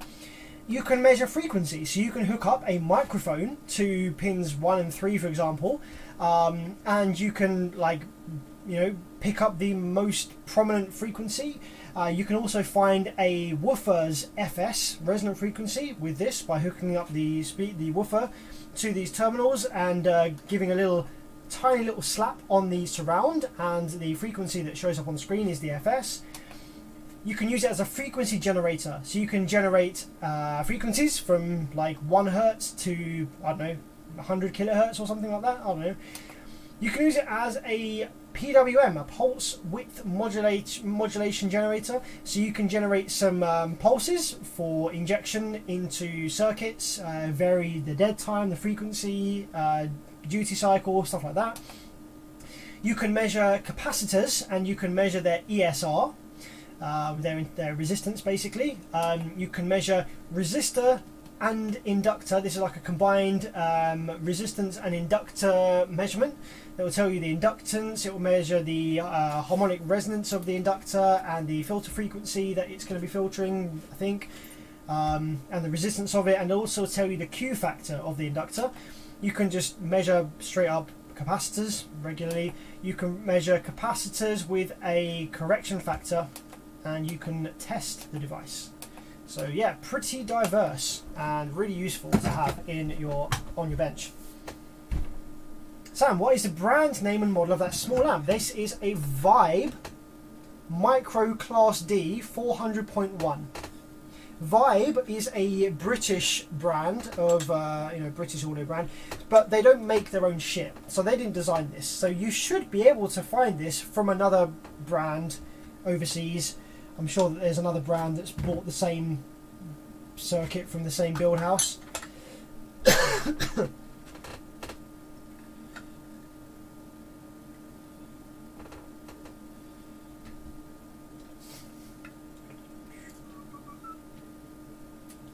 Hello, how's it going? Oh man, how the fuck do you say your name? Fuck.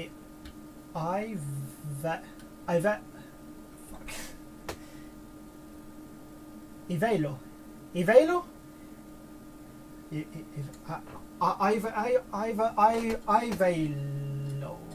I'm so sorry. I'm so sorry. I don't know how to say your name. But hello, how's it going? Thanks for jumping on the stream. Sup, Will? Will Graham, how's it going, man? Good to see you as well. Good to see you, my man. Will, thanks for jumping on the stream. Thanks for hanging out with me and vibing while I do some shit.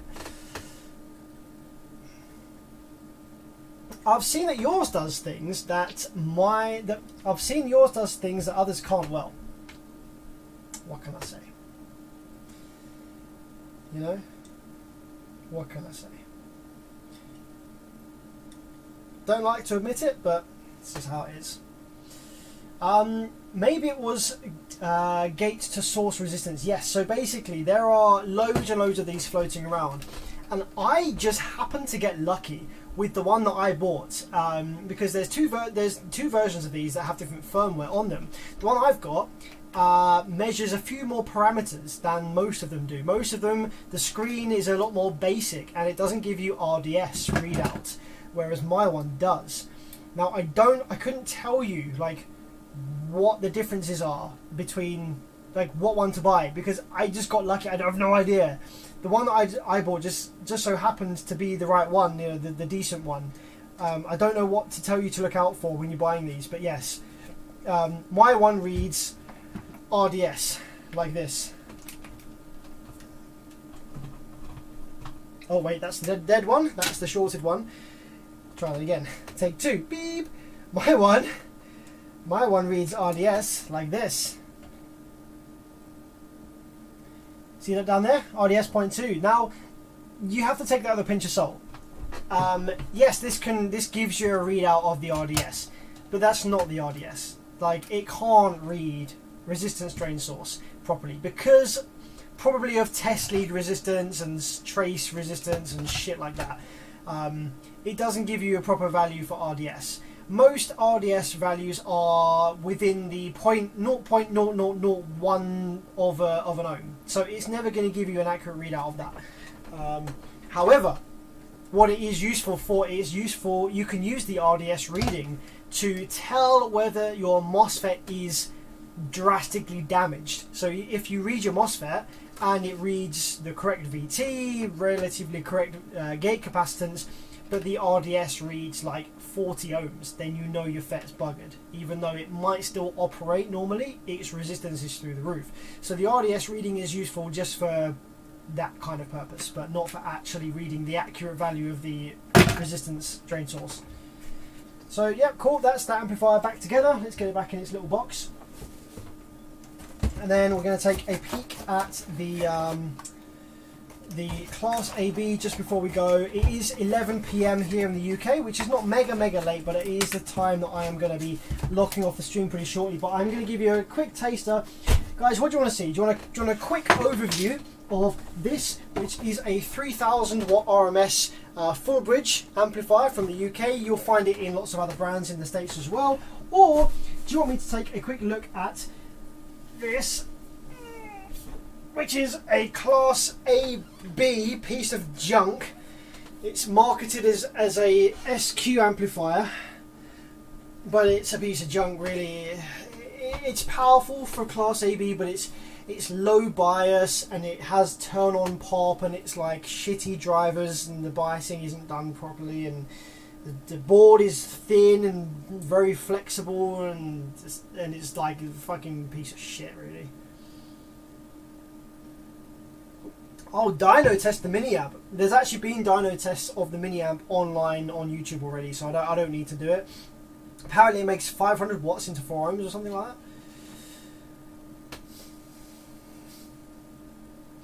Ugh, edge. Yeah, I know. Does your MK328 tester not have issues with the HFE accuracy of transistors and MOSFETs? Possibly. It only gives me a HFE of transistors, but with the tester, you have right. This is the thing with these kind of testers.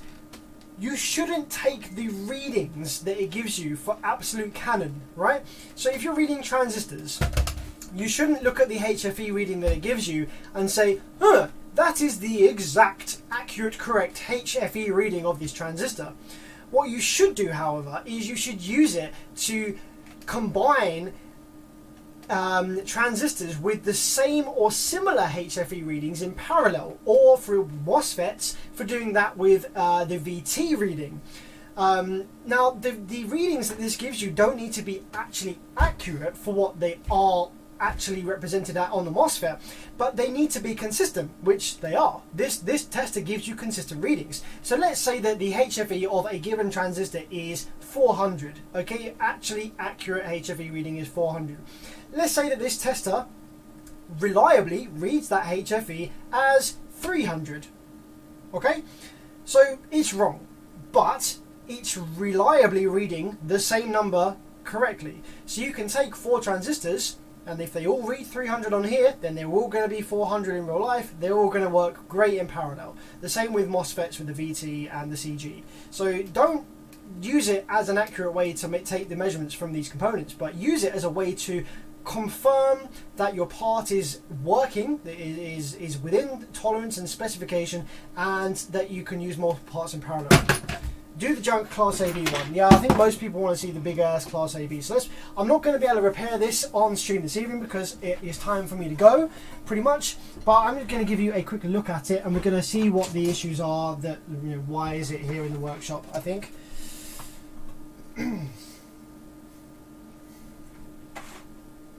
Sorry to be a fame, but what is the firmware of the MK328? Okay, well, let's have a look, shall we? Shall we short out all 3 pins on here?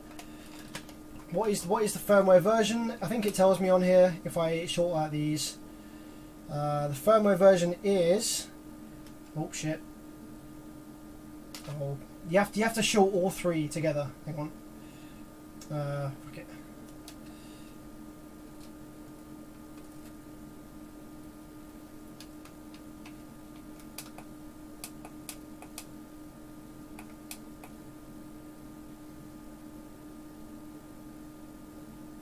Right, version 1.12, apparently, according to this.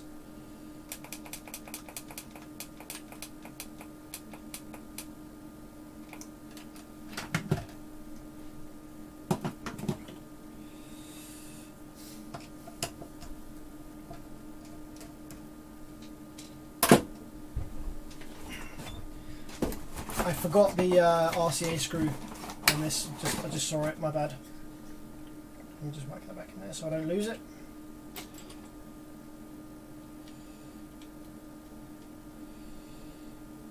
Sam, how do you measure a ground point with a DMM? You don't.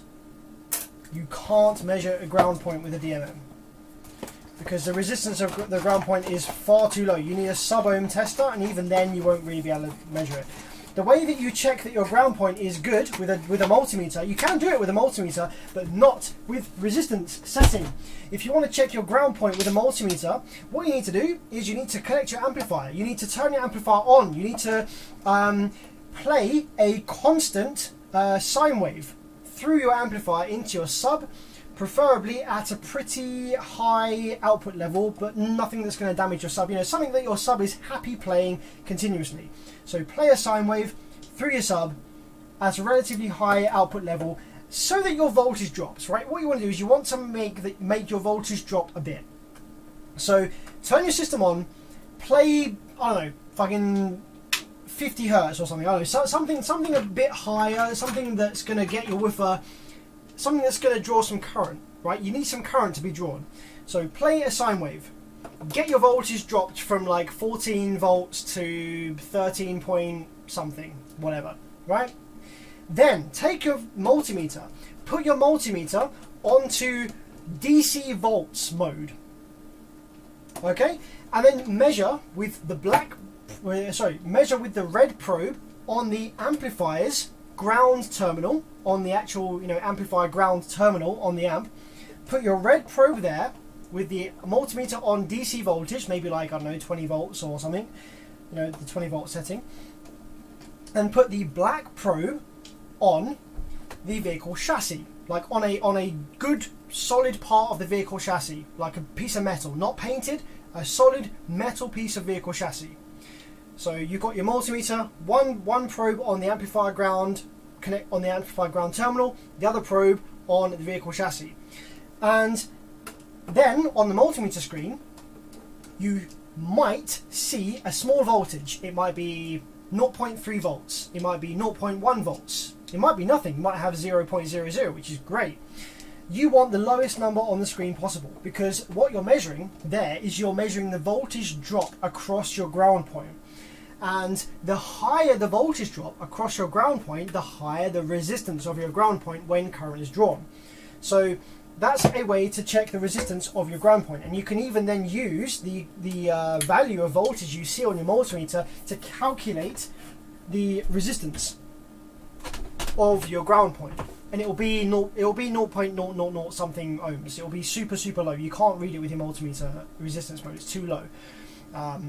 But you can use that method to try different ground points and see which gives you the lowest voltage drop across the ground point.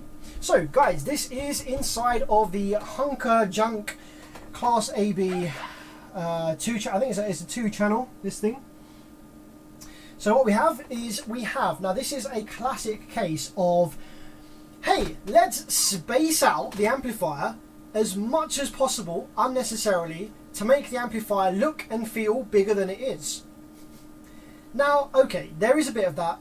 There is also some argument that having a big heatsink is great for heat dissipation, which is true, okay?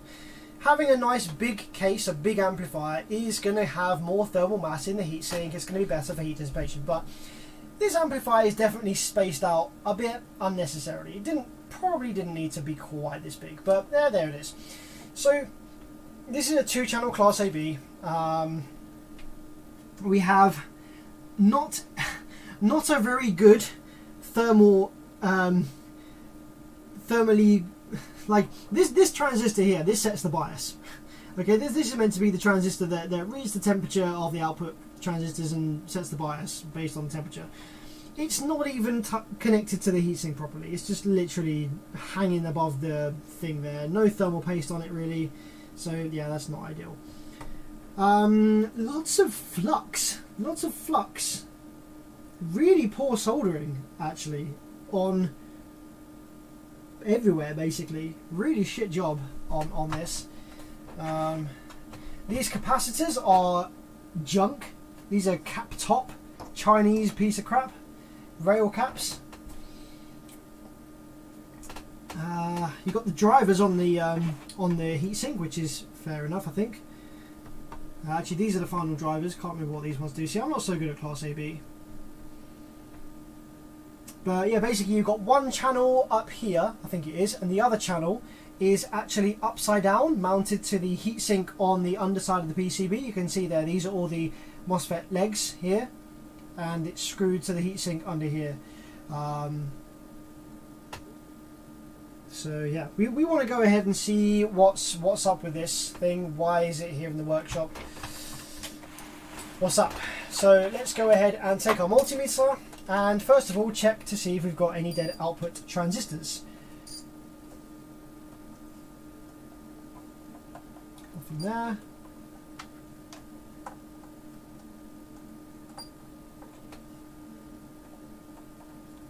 Seems fine.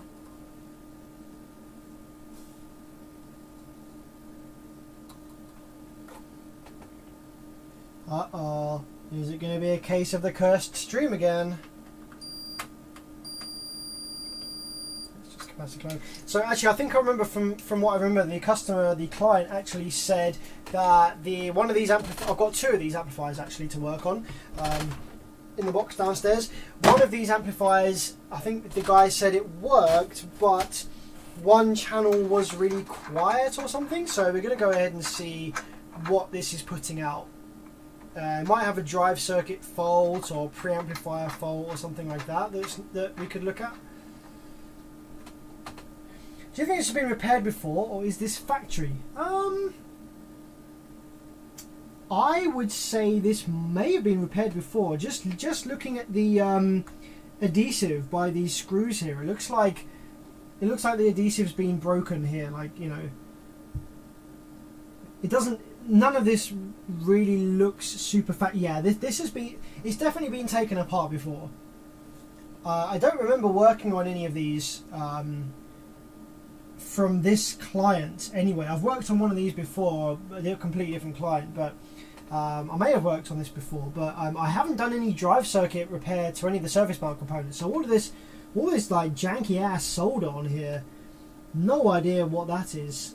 Like that must be factory, I guess, or someone else that's done a repair perhaps, but yeah, I don't know.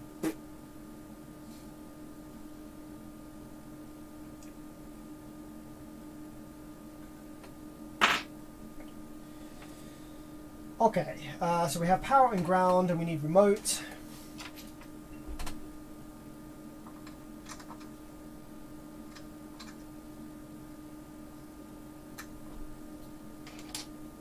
Let's power it up. 12 volts. Get some signal going in. So with the Class AB, there's no switch waves, there's no Class D switching or anything like that to check. So we have to apply some RCA signal to actually, you know, figure out what the jam is here, what's going on.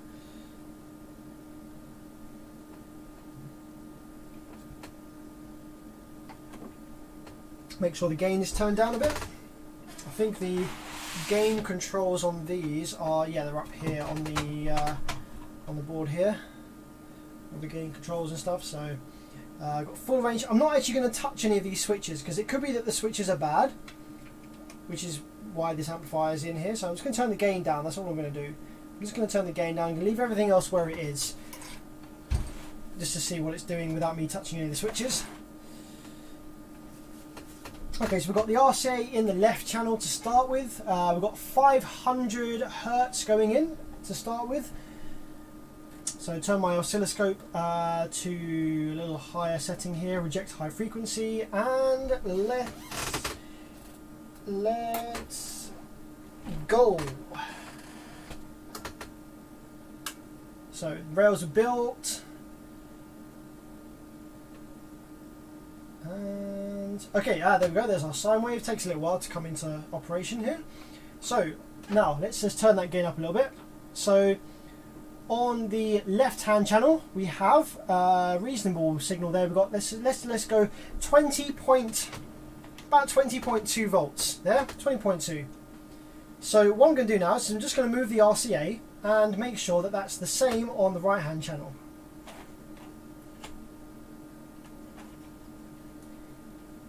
21.2. This amplifier is so shit. So this isn't a fault, right? This is just how shit this amplifier is. There's a whole volt different between the two channels. This is supposed to be an SQ amplifier. It's very expensive. Piece of shit. You can't have that. 20.25 on the left, 21.26 on the right.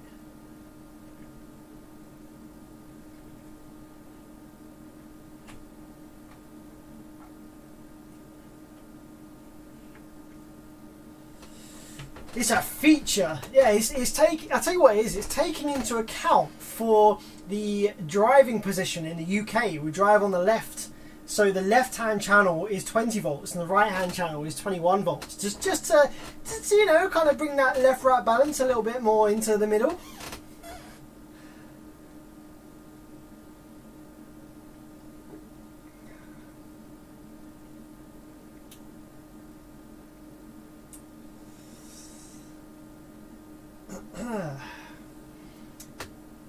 Taloco said, should be able to clone the chip in the tester and put the firmware onto other identical testers. Yes, you can do that. Yeah, that's cool. I don't have any way to clone chips, but yeah, definitely could do that.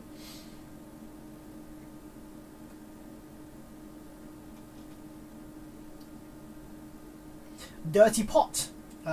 Dirty pot can cause this, or just low quality potentiometers can cause this, where the pair of wipers, you know, the pair of potentiometers that are parallel just aren't that accurate to each other.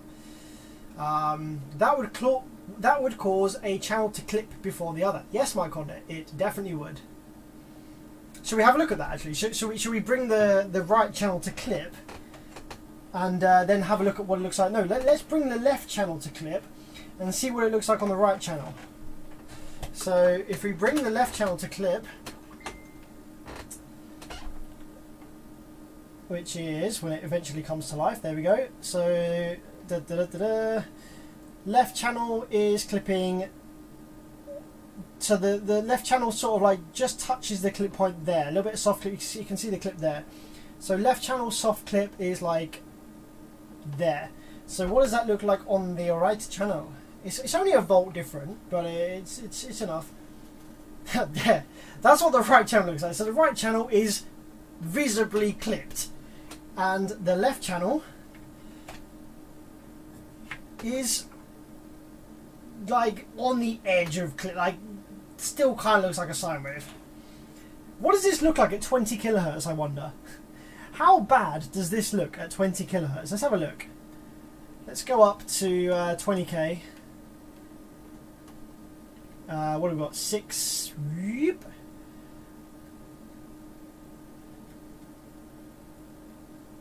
12 kilohertz, 17, 19, 20. So this is 20 kilohertz now. Let's have a look at what the crossover point looks like. The bias. Oh, it draws some current at 20. It looks okay, to be honest. There's no like notch or anything. Sometimes at 20 kilohertz you see a notch.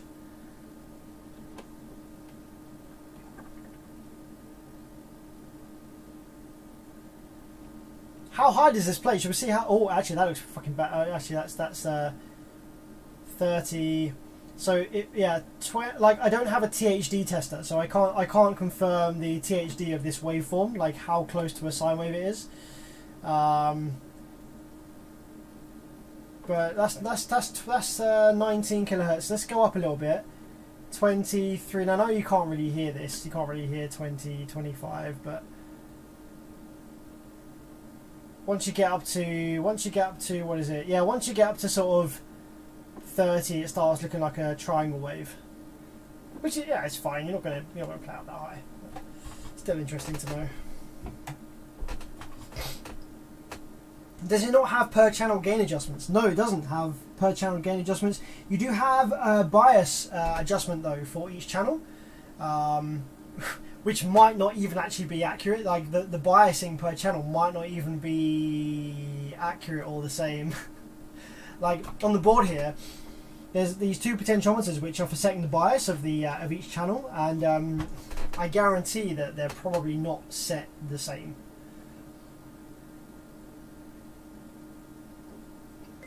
Can you add bias? All right, let's add a little bit of bias now. you should really do this with a load connected, but from my experience, connecting a load doesn't actually change it at all. Right, let's play 20 kilohertz, right, gentlemen? Let's play 20 kilohertz, and let's turn the bias of the left-hand channel right down, just to show you what it looks like when an amplifier is under-biased. So at the moment we have, with the amplifier comes into operation, we have over here we have 2 amps of idle current draw. Okay, so if we go ahead and probe the speaker terminal over here, get that up in there. Let's bring that up a little bit. Ooh, shit, that actually starts to look really bad. But that could just be the preamp. I'm going to turn the gain up a little bit because I'm actually having to chuck in quite a lot of signal into this. I'm just going to crank the gain up just a touch, just so that I'm not clipping the preamp, which I might have been just then. So yeah, we're going to go 22 kilohertz and have a look at the bias, see if we can get a visible crossover point of the A and B sides transistors.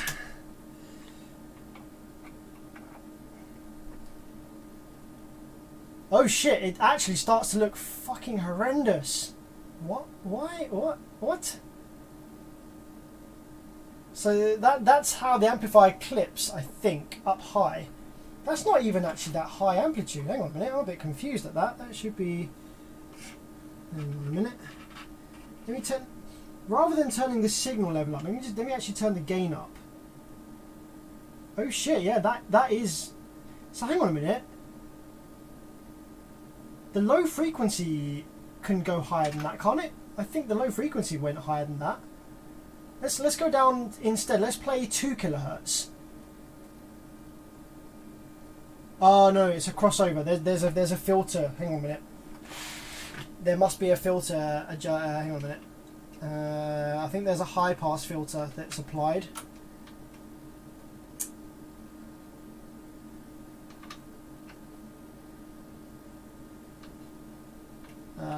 High pass. I can't turn the subsonic off. Oh no. No, fuck, this is set to full range. Holy shit. This is horrendous. Wait, this amp is set to full range right now. This amp is set to full range. Right, let's have a look at the frequency response of this amp. This is getting interesting. Right, this amp is set to full range. I thought we had a high pass, sorry, a low pass filter enabled. Right. So this amp is set to full range. Let's turn this back on again. Okay, let's turn it back on again. We're going to start off at let's start off at 176 hertz. So let's get a level. Let's get a level under clipping. So this is clip point right here. So we're going to go down a bit. We're going to go to about there. Actually, no, we're going to go. So clipping happens at 35 volts. So we're going to go to 26 volts. Okay, 26 volts. That's under clipping. Okay, so without touching the signal level, I'm not going to touch the signal level at all. Okay, I'm just going to go ahead now and increase the frequency. Bearing in mind this is set to full range. So we've got 26.3 volts. So 176 volts. Let's go up.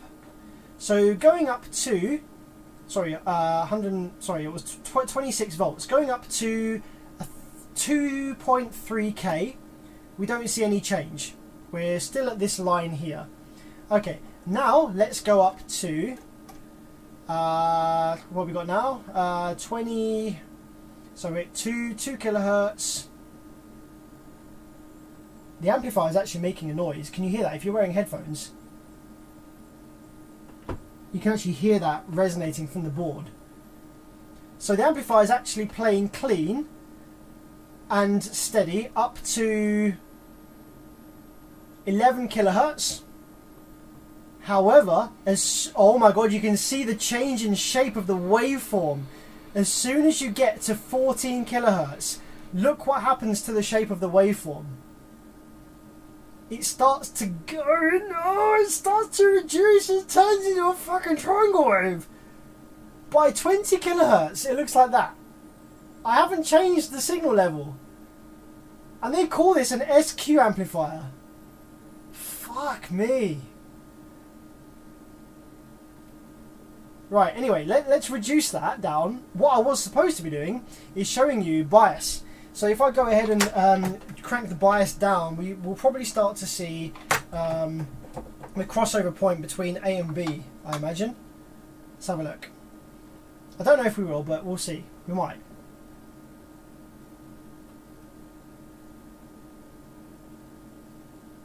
No, we don't actually. We don't actually see it. So the bias knob is actually kind of set to 0, to minimum already. This is with the bias potentiometer right down low. If I start to increase it, we get to a point where the crossover happens and the current increases from 2.1 amps to 2.2. So yeah, it doesn't change at all. But I wonder whether it changes the shape of that. Like, I wonder if it makes that wave not be a triangle anymore. If we go up a bit on here, and you see how that's a triangle, what happens if we change the bias now? Does it get any more triangle-y? No, it doesn't. It doesn't actually change it. So changing the bias doesn't actually do anything there. Let's get rid of that. 1.6. I'm just going to go ahead and rebias this. We want to add about that much there. It was about there before. What about the other channel? Let's have a look at the other channel. So the other channel we have, if that is, oh shit, the other channel was fucking hell. The other channel's bias potentiometer was at 0. It was literally at 0, guys. What does the other channel look like?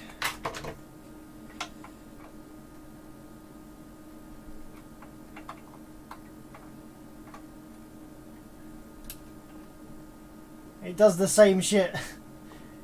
It gets to 20 volts and does the same shit. Okay, nice. Nice. Good job, guys. Good job, Vibe.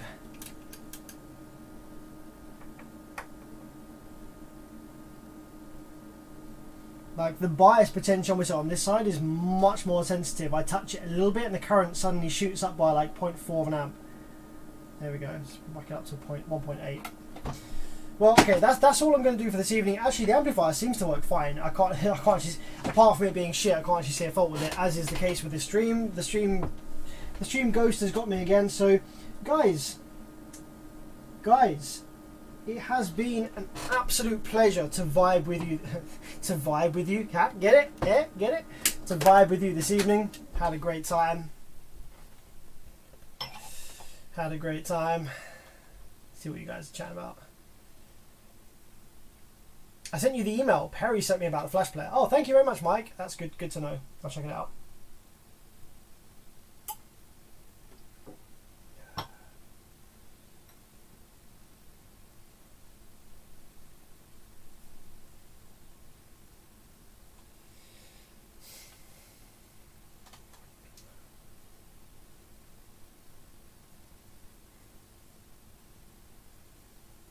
I can never have a hot iron above my keyboard.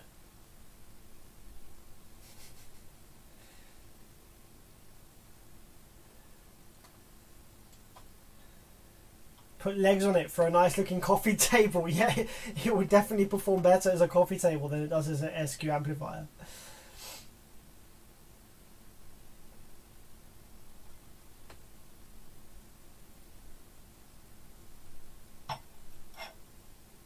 It's only meant for telephone audio transmission. You guys are killing it in the comments. 0.6 volts is where you need to be for bias. 10 kilohertz with a 10 ohm load. I find that loading these amplifiers up doesn't change anything.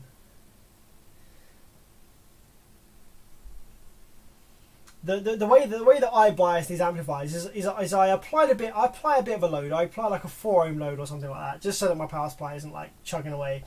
I turn the gain up a little bit to maybe like 2/3 up, 2/3 to clip, so it's below clipping, third below clipping.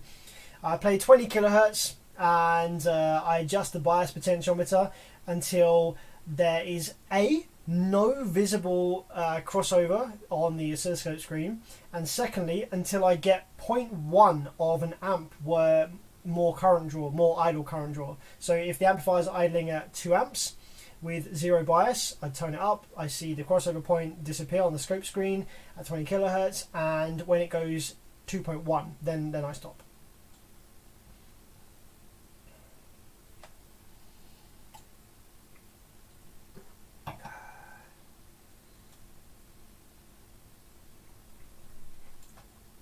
thanks. Yeah, I'm glad everyone enjoyed the stream. I'm glad everyone had a good time. Guys, just quickly, I have a quick question for you.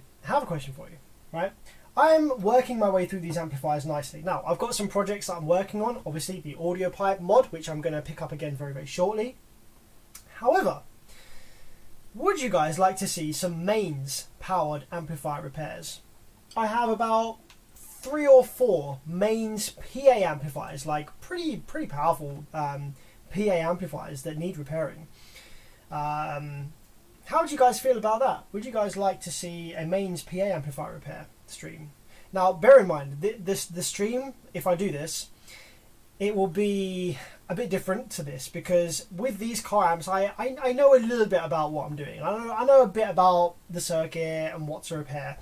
But with the mains powered amps, I don't know absolutely nothing. I will be a beginner, just like you guys. So rather than it being like how to repair mains amplifiers live stream, it will be, guys, help me repair this PA amplifier live stream type beat.jpg. Shit, you guys are all over that. Alright, we'll do it. Oh, guys, there was one thing that I promised I would show you before we go. This is literally going to be the last thing that you see before I jump off stream. I'm just going to quickly unplug the wires from this amplifier. Now, hopefully, I hope you guys are going to be able to send me some information about this, actually, because I'd love to know a bit more about this amplifier. There doesn't seem to be anything on Google about it. But I'm just going to put this amp down for 1 sec. I'm going to show you the amplifier that I plan to run on my Martin Logan electrostats when I get it fixed. And you guys are probably going to help me fix it. So let's grab this beast off the shelf where it's been for the last like 5 years. Oh my god, this is a freaking beast.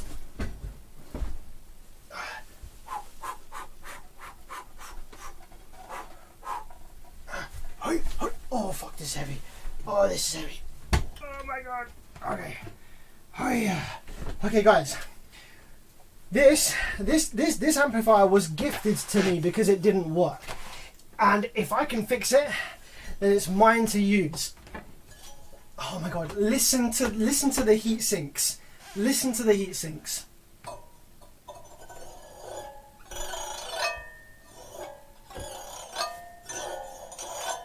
Isn't that beautiful? So this is. Actually, what the fuck is this? I did Google it recently. This is a... here we go. No idea who these guys are, but this is Chapter Audio. It's Chapter Audio, and the model number is a Chapter 2 stereo amplifier. So it's a dual monoblock, basically. It's got balanced inputs, nice Tiffany RCAs. It's got no volume knob, so this is just a power amplifier. Look, the gain is either low or high. Imagine if your car amp had that. Gain, low or high. Balanced RCA. So yeah, that's the controls. Literally, it's just gain, low or high. We have XLR inputs. We have beefy speaker terminals here for left and right. Absolutely chunky power switch on the back here. Oh, fuck. So when I get this working, I'm going to be running this on my electrostats. So if we take a look inside, let's pull that off. So inside of this bad boy, we have dual mono. So we have one amplifier down this side and one amplifier down this side. And this right here is our power supply board, which I'm sure had more casing on it. I'm a bit confused. That should have some casing on it. Not sure what I do with that. I think. Anyway, either way, yeah, this is the power supply board. Now, this amplifier, from memory, I don't think it's creating rail voltage. So I think the VCC voltages come alive, but I don't think there's any rail voltage. So I think the issue is in the power supply, and I don't know where or exactly what the issue is. But we're gonna dive in. We are gonna get this beast fixed because this is beautiful.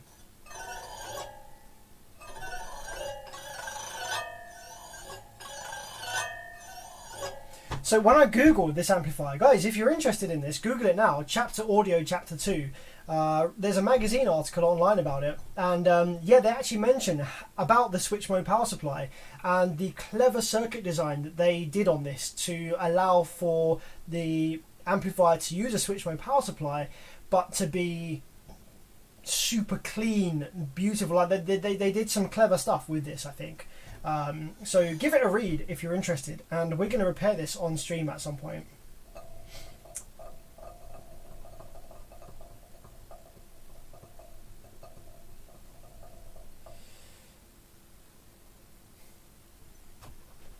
I love the sound of this.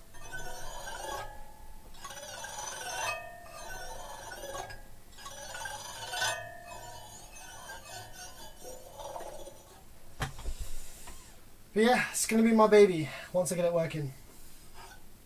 Anyway, thanks for joining the stream. Hope you had a great time. Hope you had some entertainment for the weekend. I will see you very soon, probably next week now, for some more repairs. Maybe. For some more amps that work absolutely fine and don't have any problems with them whatsoever. Peace out, guys. It's been a pleasure. Have a good weekend. Take it easy. See you next time. Bye.